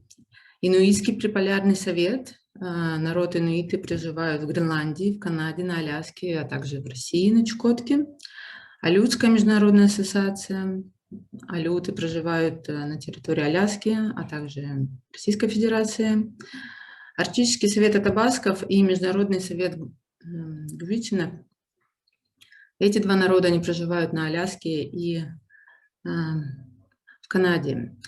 И почему я так решила рассказать об этих организациях подробно, где они живут, и показать, что действительно народы Арктики, они имеют распространенность циркумполярную, и все вот эти 6 организаций коренных народов, представляющие народы Арктики, они объединены одной темой сейчас. Один из важнейших приоритетов – это сохранение и возрождение родных языков и образование для детей. Эта тема очень важна в работе Арктического совета, и у постоянных участников есть полный консенсус по этому вопросу. И один из проектов, который сейчас реализуется, он является частью проекта по цифровизации, о котором вы сегодня уже слышали. И этот проект непосредственно посвящен разным инициативам, направленным на возрождение родных языков коренных народов Арктики. Я всех участников приглашаю, кто заинтересован будет в такой работе, связаться с нами, секретариатом Арктического совета коренных народов, и мы обязательно будем рады вашему вкладу. И я хотела бы отметить, что вот вся работа и вклад, который Владимир Михайлович сделал в этот вопрос сохранения, возрождения языков коренных народов, он неоспорим, и он сохранится для будущих поколений. И я сердечно поздравляю вас как от лица секретариата коренных народов Арктического совета, так и от всех моих коллег, организации коренных народов Арктического совета с этим днем, с этим событием. И мы ждем дальнейших успехов. Желаю вам здоровья и процветания. Спасибо вам большое за ваш труд. Мы хотели, дорогие друзья, вам напомнить и еще раз вас попросить обращать внимание на регламент. У нас выступление составляет 3 минуты. И теперь мы хотим слово предоставить Ивановой Лене Степановне, главе Оленёкского национального и Венкийского района Республики Саха-Якутия. Пожалуйста. Добрый день, уважаемые друзья, добрый день, соратники. Действительно, сегодня выдающиеся события.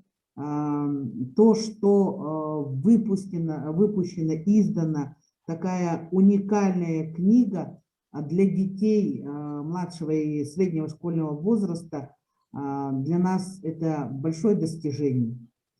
От имени всех жителей Оленёкского и Венкийского района я хотела бы поздравить нашего уважаемого лидера коренных малочисленных народов Севера Сибири и Дальнего Востока Российской Федерации, лидера всех наших людей, коренных малочисленных народов, Владимира Михайловича Санги, с этим еще одним великолепным событием.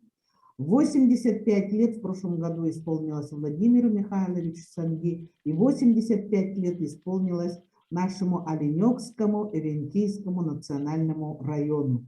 Поэтому можно сказать, сколько существует наш район, родина эвенков, Заполярье, столько и живет и прикладывает все свои силы для развития нас, коренных, Владимира Михайловича Санги. Примечательно то, что книга действительно на 7 языках издана. Это, наверное, ну не то, что, наверное, это действительно не всегда его встретишь, такие переводы в одной книге. Поэтому честь и хвала, наверное, человеку мира, которым является Владимир Михайлович, за то, что вот это вот самобытный, талантливый писатель, он при этом является основоположником нивской литературы, автором первого букваря, учебников для сахалинских нивхов, и является для нас примером как неустанного борца за наши права, за права коренных малочисленных народов Севера. При этом очень огромна его роль как одного из основателей создания нашей Ассоциации коренных малочисленных народов Севера, Сибири и Дальнего Востока. Владимиру Михайловичу я искренне желаю от имени всех оленёкских эвенков крепкого здоровья.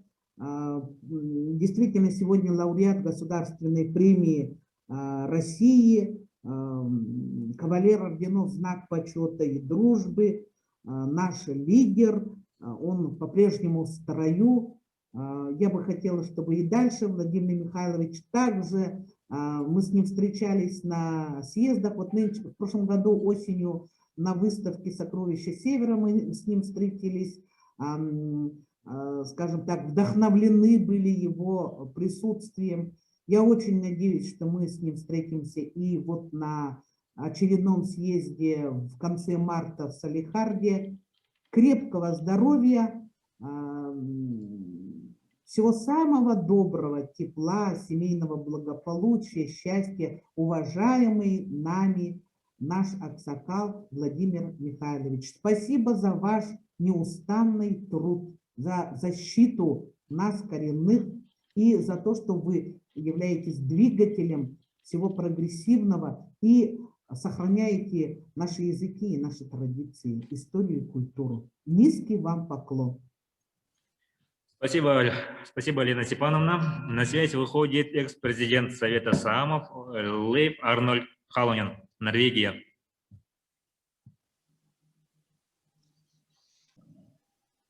Yeah, there we are. Hello. Здравствуйте. Поздравляю Владимира Санги, моему хорошему другу и компаньону.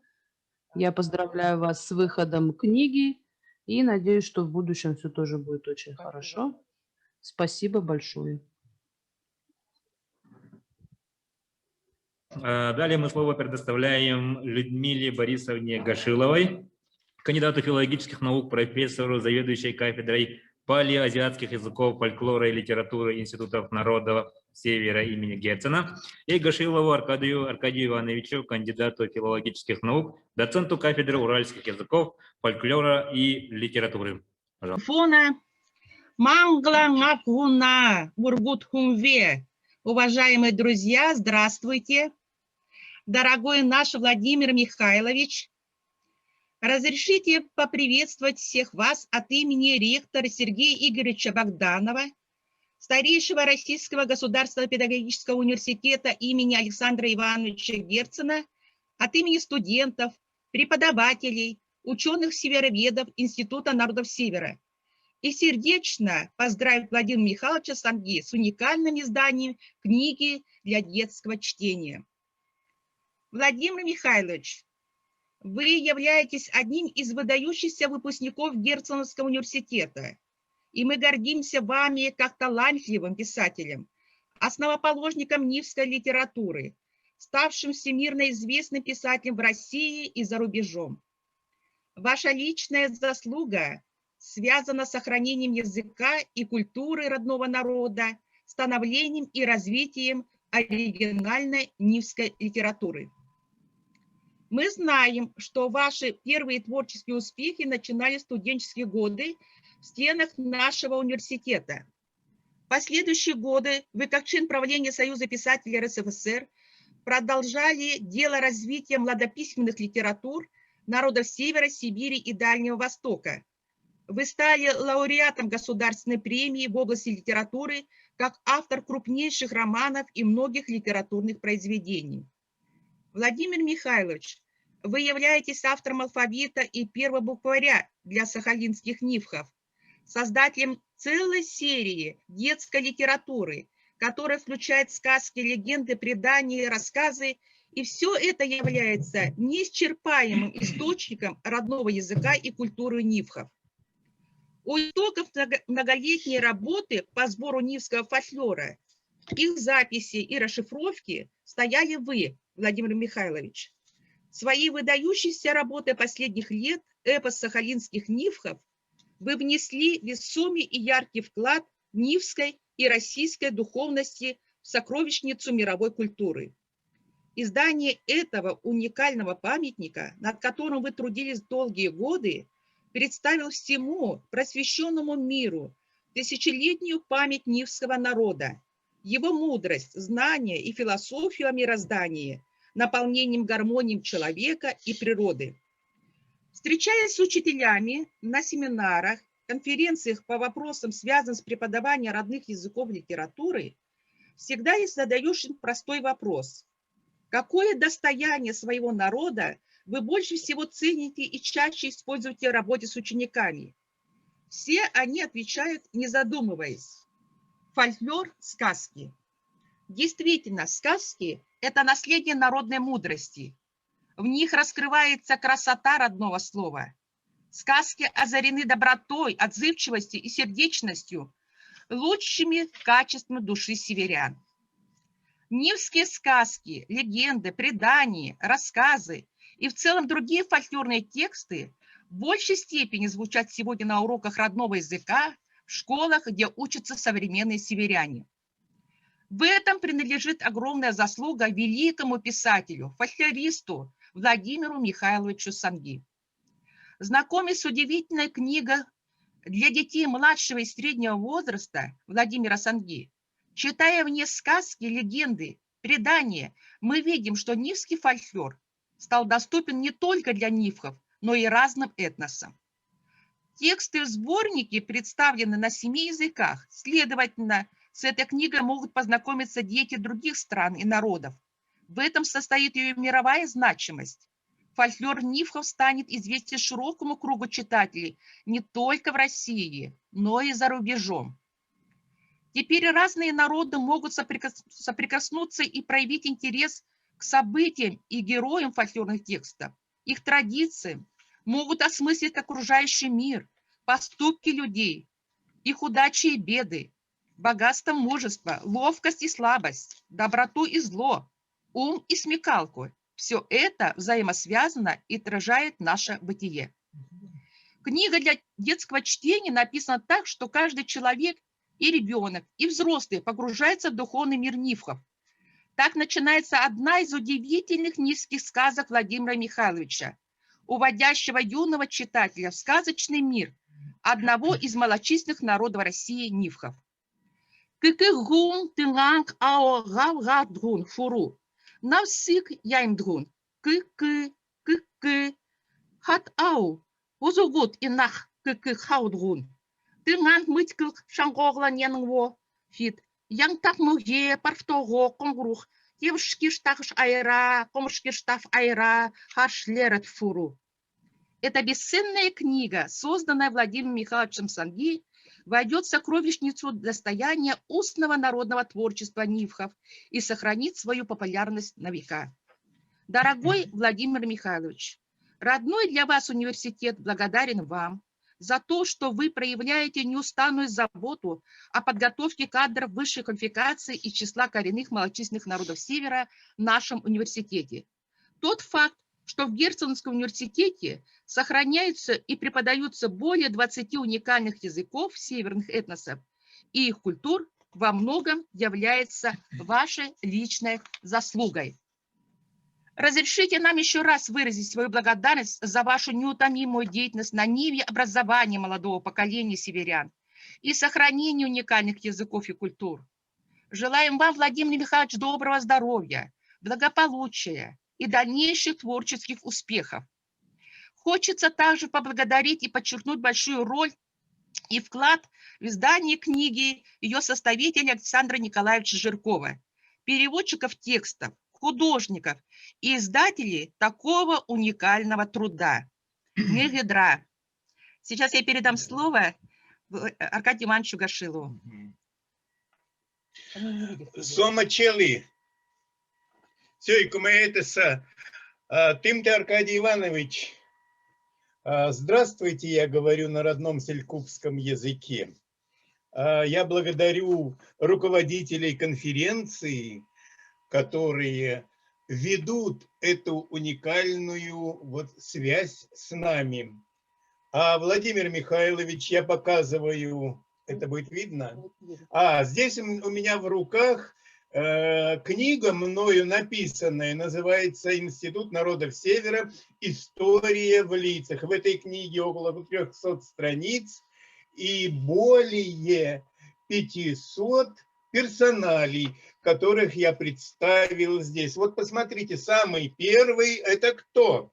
Это Владимир Михайлович Санги. Вот он. И на этой же линии вслед за Санги идет Андрей Васильевич Кривошапкин.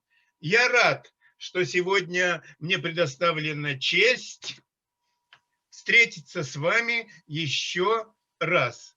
Владимир Михайлович, а вот другая книга, ну не видим мы, не беда, это ваша книга, называется «Изгин». В ней помещена, находится ваше уникальное произведение «Повесть Изгин». Это о старом нивском рыбаке.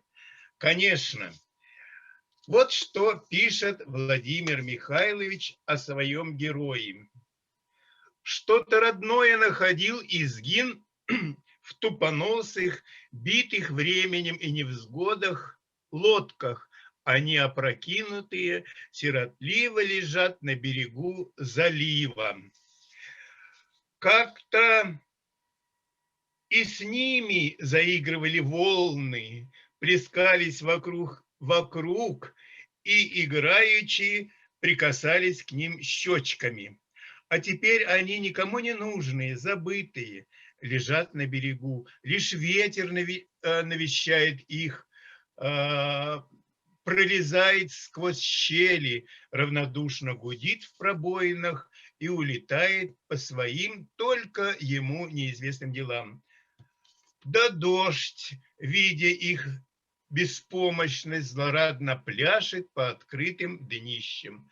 Старику жалко их, и его глаза покрываются голубовато-белесой пленкой грусти.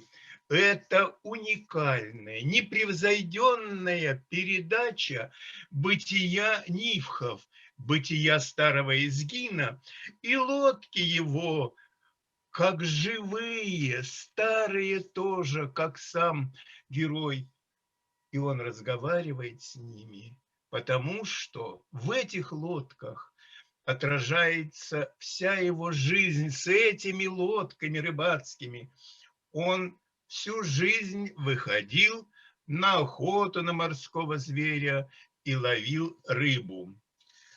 Владимир Михайлович Санги, следуя организаторам, создателям уникального этого сборника на нескольких языках, у меня тоже теперь вслед за ними зародилась идея.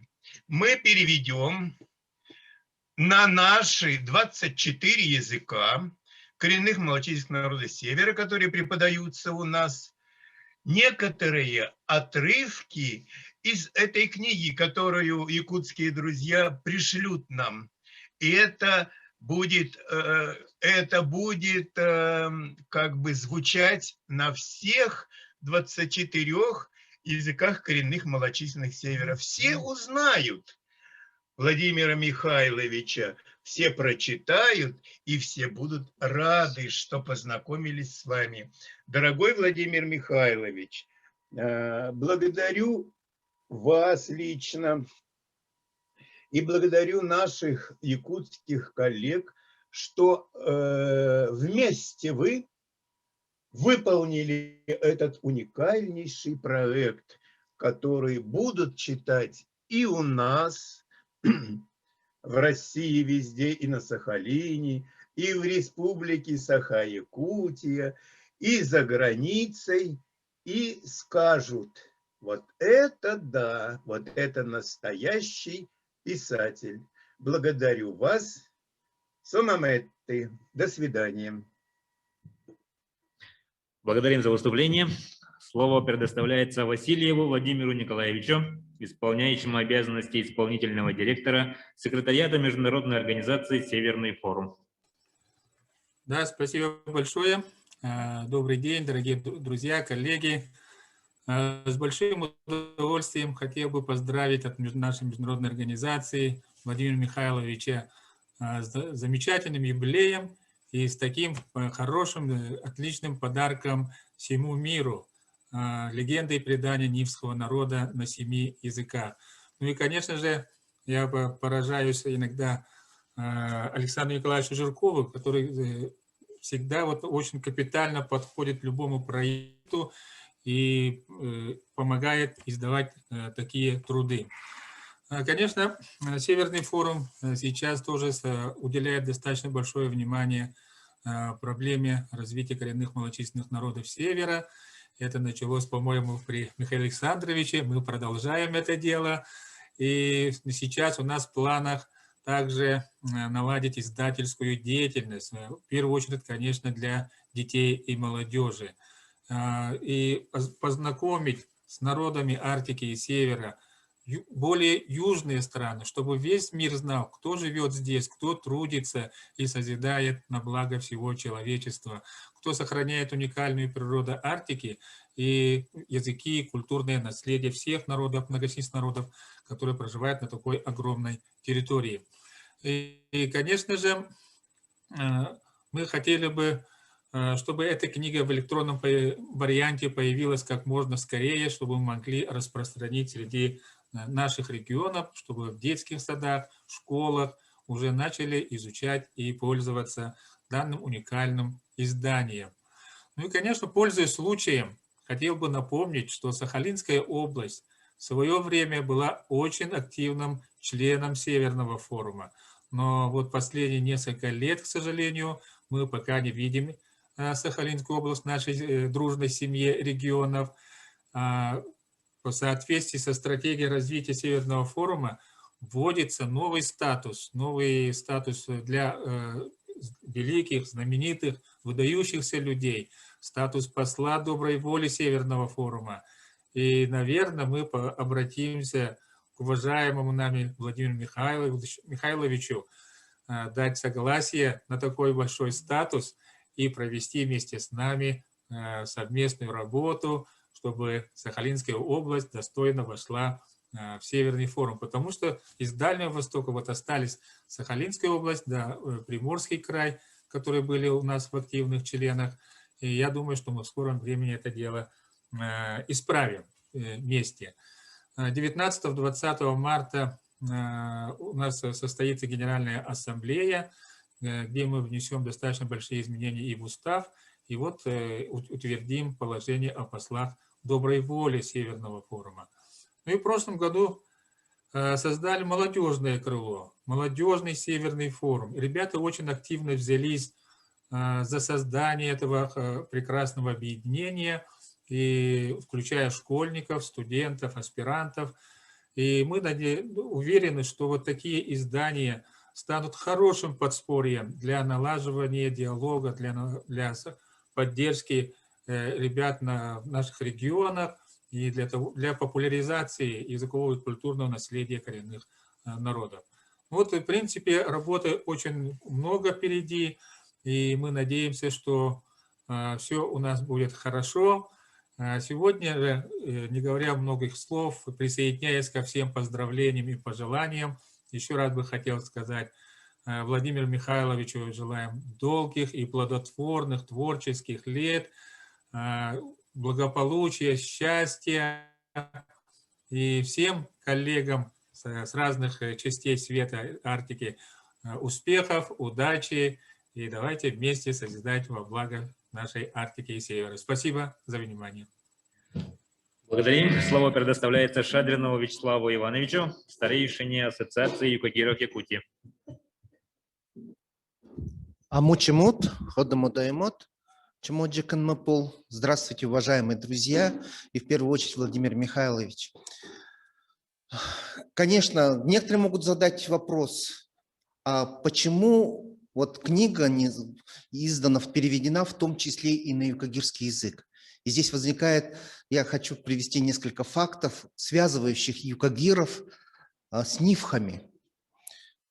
И нивхи, и юкагиры – это полизиатские народы, которые являются изолированными и которые не имеют вроде бы родственных связей. Но совсем недавно, вот последние буквально десятилетия, есть исследования ученых, лингвистов, в том числе московских, которые показывают о том, что, возможно, где-то 10 тысяч лет тому назад у нас, возможно, были какие-то контакты, может быть, и этногенетические. Это первый момент. Недаром юкагиры и нивхи относятся к древнейшим народам Сибири. Во-вторых, именно мы, юкагиры, выступили инициаторами проведения конференции «Фольклор полезиатских народов», и оно проводилось в Якутске. Две первых этих конференции в основном проходили вокруг именно проблемы юкагирского фольклора. После этого мы эту эстафету передали на Сахалин. И третья конференция прошла позапрошлом году на Сахалине, и как раз в основной тематике была посвящена проблемам нивского фольклора. И я очень рад, что эти вот связи у нас продолжаются. И третье. Когда в 1990 году у нас в Москве проходил первый съезд, и Владимир Михайлович был избран президентом нашей ассоциации, тогда Координационный совет формировался не по территориальному принципу, он формировался по этническому. От каждого народа в Координационный совет был избран по одному представителю, и в том числе тогда в Координационный совет вошел представитель юкагиров Николай Николаевич Курилов. И знаменательно, что именно Николай Николаевич Курилов выступил переводчиком произведения Владимира Санги, вот переводчиком этих сказок, преданий, былин, именно которые вошли в данную книгу. Вот такие у нас связи, и они продолжаются. Мы неоднократно с Владимиром Михайловичем встречаемся и встречались на разных мероприятиях. Я еще раз хочу пожелать Владимиру Михайловичу, чтобы эти связи наши продолжались, укреплялись, чтобы мы еще много и много раз встречались с вами на разных форумах, посвященным сохранению и развитию наших языков и культур. Здоровья вам! Спасибо. Дорогие коллеги, просим сказать несколько слов Варламова Александра Николаевича, бегина Ассоциации эвенков Республики Саха-Якутия. Пожалуйста. Аялди Гиркил, здравствуйте. Позвольте от имени эвенкийской общественности Якутии и себя лично поздравить Владимира Михайловича с изданием замечательной книги и выразить благодарность творческому коллективу, работавшему над созданием литературного сборника. Благодарим творческий коллектив и организаторов за внимание к языку нашего народа. Для нас, эвенков, большая честь взять в руки и прочесть произведение Владимира Санги на своем родном языке. Уверены, что эта книга будет пользоваться спросом у молодого поколения эвенков, несмотря на то, что пока немногие из нас могут читать на своем родном языке. Хочу пожелать современному поколению читателей познакомиться подробно с творчеством Владимира Михайловича Санги. В них вы можете найти ответы на многие вопросы по истории и культурным и духовным традициям народов Сибири и Дальнего Востока.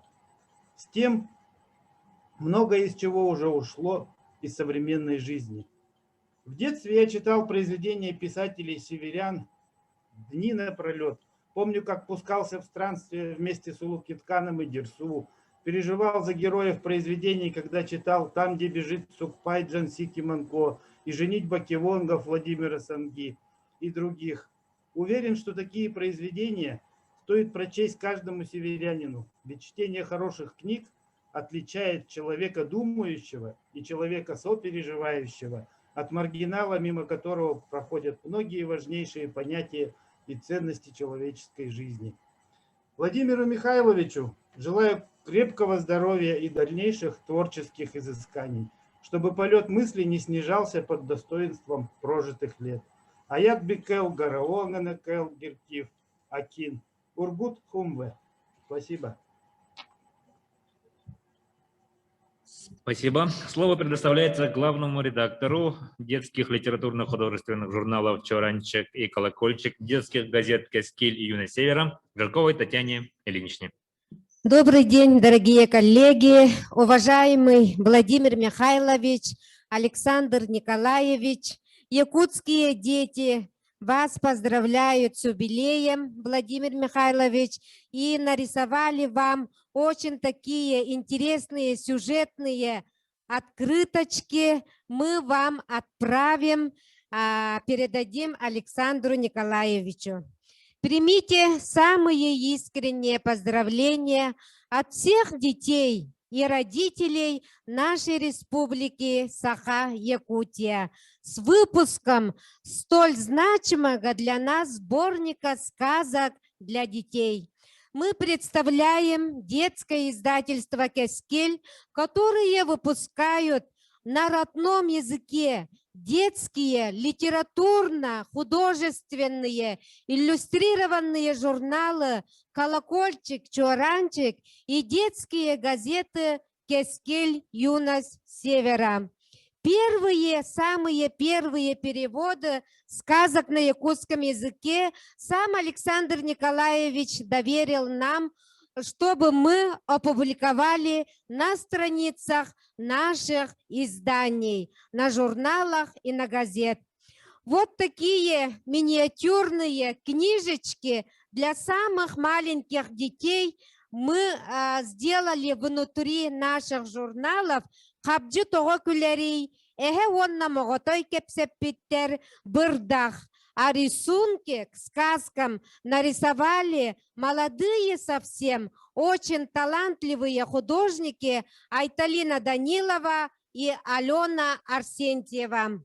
Владимир Михайлович, мы знаем, что вы дружили с нашими якутскими писателями, как Николай Егорович Мординов, Аммат Чигая, Владимиром Михайловичем Новиковым Күннік Урастырап, Дмитрием Кононовичем Сивцевым Цоруном Аллан, Савва Ивановичем Тарасовым, Семеном Петровичем Даниловым и другими.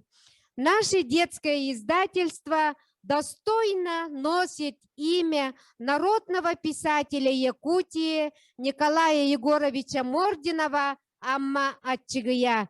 И мы, новое поколение творческих, пишущих на детскую тематику, сегодня не останавливаемся, развиваем детскую литературу и выходим на новый уровень. Владимир Михайлович, наши журналы и газеты, где мы напечатали ваши произведения, мы передали к Александру Николаевичу. Он, наверное, почтой вам отправил. Спасибо за внимание. Спасибо.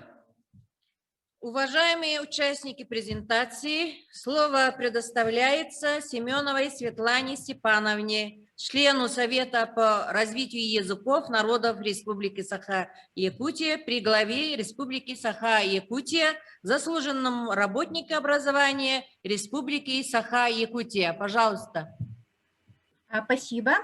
Глубоко уважаемый Владимир Михайлович, глубоко уважаемый Александр Николаевич, уважаемые переводчики, работники издательства, от имени Федерального института родных языков народов Российской Федерации выражаю благодарность за ценный подарок, которого вы сделали нам ко Дню родного языка и письменности в Республике Саха-Якутия и к Международному дню родных языков народов мира.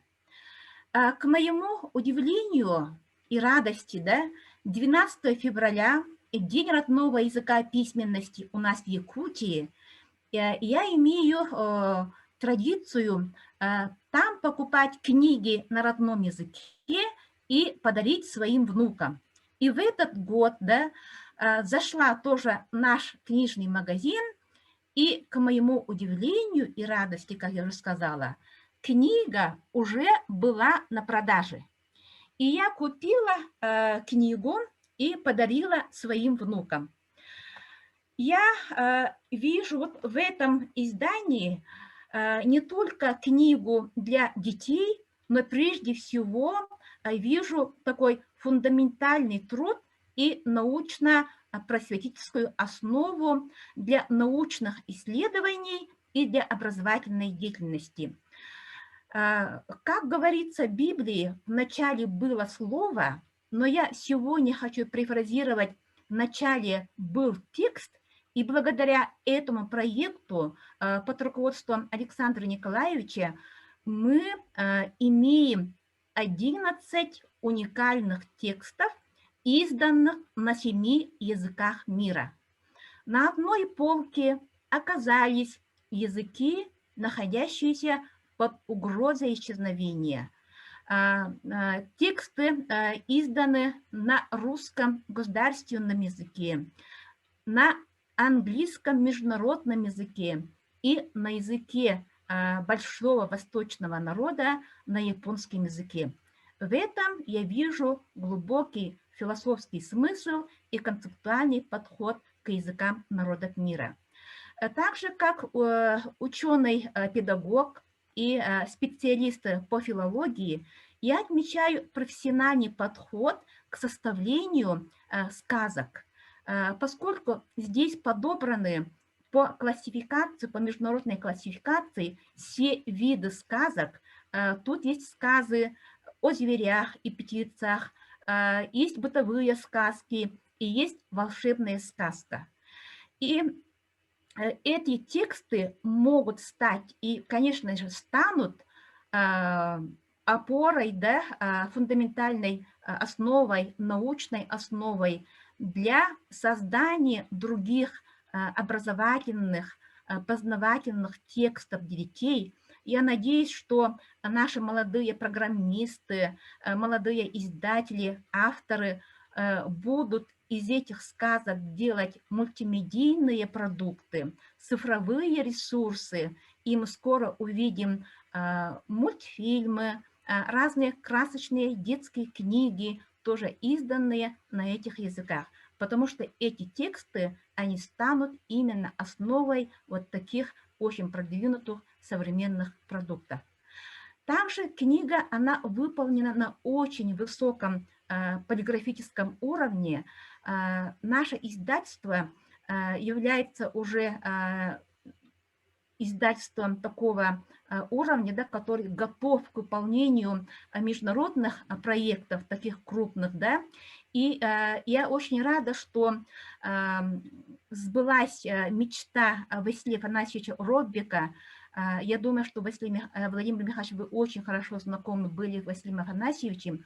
Он мечтал, чтобы наш Якутск стал второй столицей североведения вслед за Санкт-Петербургом. И он считал, что Якутск является культурным, научным центром России по североведению, по языкам, по культуре коренных малочисленных народов Севера, Сибири и Дальнего Востока. И я рада, что эту презентацию организовывает наша национальная библиотека, на базе которого есть межрегиональный центр литературы коренных малочисленных народов Севера, Сибири и Дальнего Востока. Спасибо вам огромное и за организацию, и за эту книгу. И еще очень выражаю свою надежду, что произведения писателей коренных малочисленных народов Севера нашей России, да, скоро попадут в перечень 100 книг, которые были утверждены в 2013 году по инициативе нашего президента Владимира Путина. И при утверждении вот этого перечня было сказано, что этот перечень должен быть переиздан, да, переутвержден каждые 10 лет. И я думаю, что нам необходимо добиться, чтобы в этот перечень книг, которые читают дети во внеклассном чтении, попали произведения писателей Севера, Сибири и Дальнего Востока, Владимира Санги, нашего Андрея Васильевича Кривошапкина и других писателей. Спасибо большое за внимание. Спасибо. Так, уважаемые гости, мы с вами переходим к церемонии награждения. За поддержку и работу над подготовкой и выпуском книги о Голорго детям благодарственным письмом от имени администрации главы Республики Саха-Якутия и правительства Республики Саха-Якутия, рабочей группы по подготовке и проведению в Якутии торжественных мероприятий, посвященных 85-летию Владимира Михайловича Санги, награждаются: Кудрина Нина Егоровна, редактор творческого объединения «Геван» Государственного учреждения Республики Саха-Якутия, НВК Саха. Заслуженный работник культуры Республики Саха-Якутия. Перевод на венгийский язык.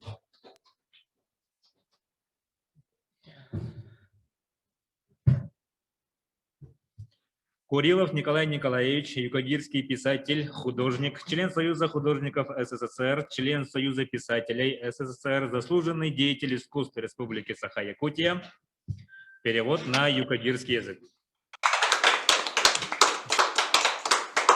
Награждается Корякина Ольга Николаевна, заместитель главного редактора республиканского журнала «Далбар Хатон», перевод на якутский язык.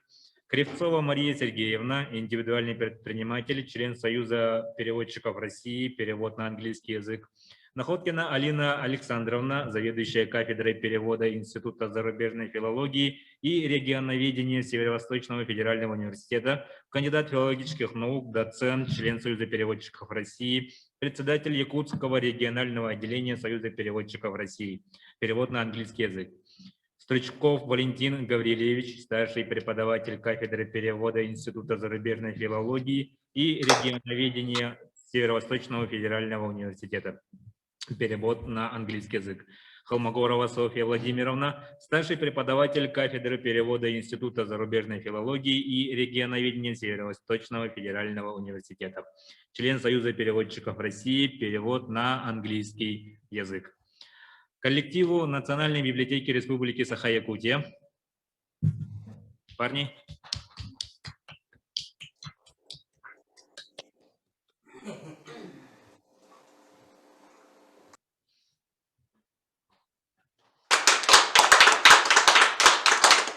Коллективу Национальной издательской компании «Аяр» Бичек имени Семена Андреевича Новгородова.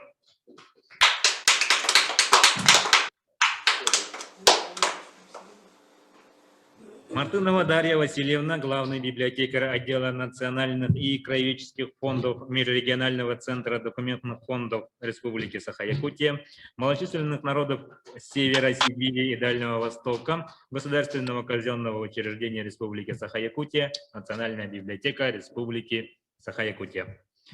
Петров Афанасий Афанасьевич, ведущий редактор национальной компании «Аяр» Бичек имени Семена Андреевича Новгородова. Рожнова Ольга Евгеньевна, директор Ногликской библиотеки, Сахалинская область. Красильникова Инга Валерьевна, заведующая отделом информационно-краеведческой работы Ногликской библиотеки, Сахалинская область. Завьялова Юлия Александровна, ведущий специалист отдела социальной деятельности нефтегазовой компании «Сахалин-Энерджи». Шашкина Ольга Владимировна, кандидат филологических наук, доцент кафедры восточной филологии Сахалинского государственного университета. Мика Ольховик, преподаватель японского центра на Сахалине. Осипова Валерия Николаевна. Тихонова Ксения Юрьевна, член Союза художников Российской Федерации, город Ярославль. Юрий Николаевич Михайлов, русская переводческая компания.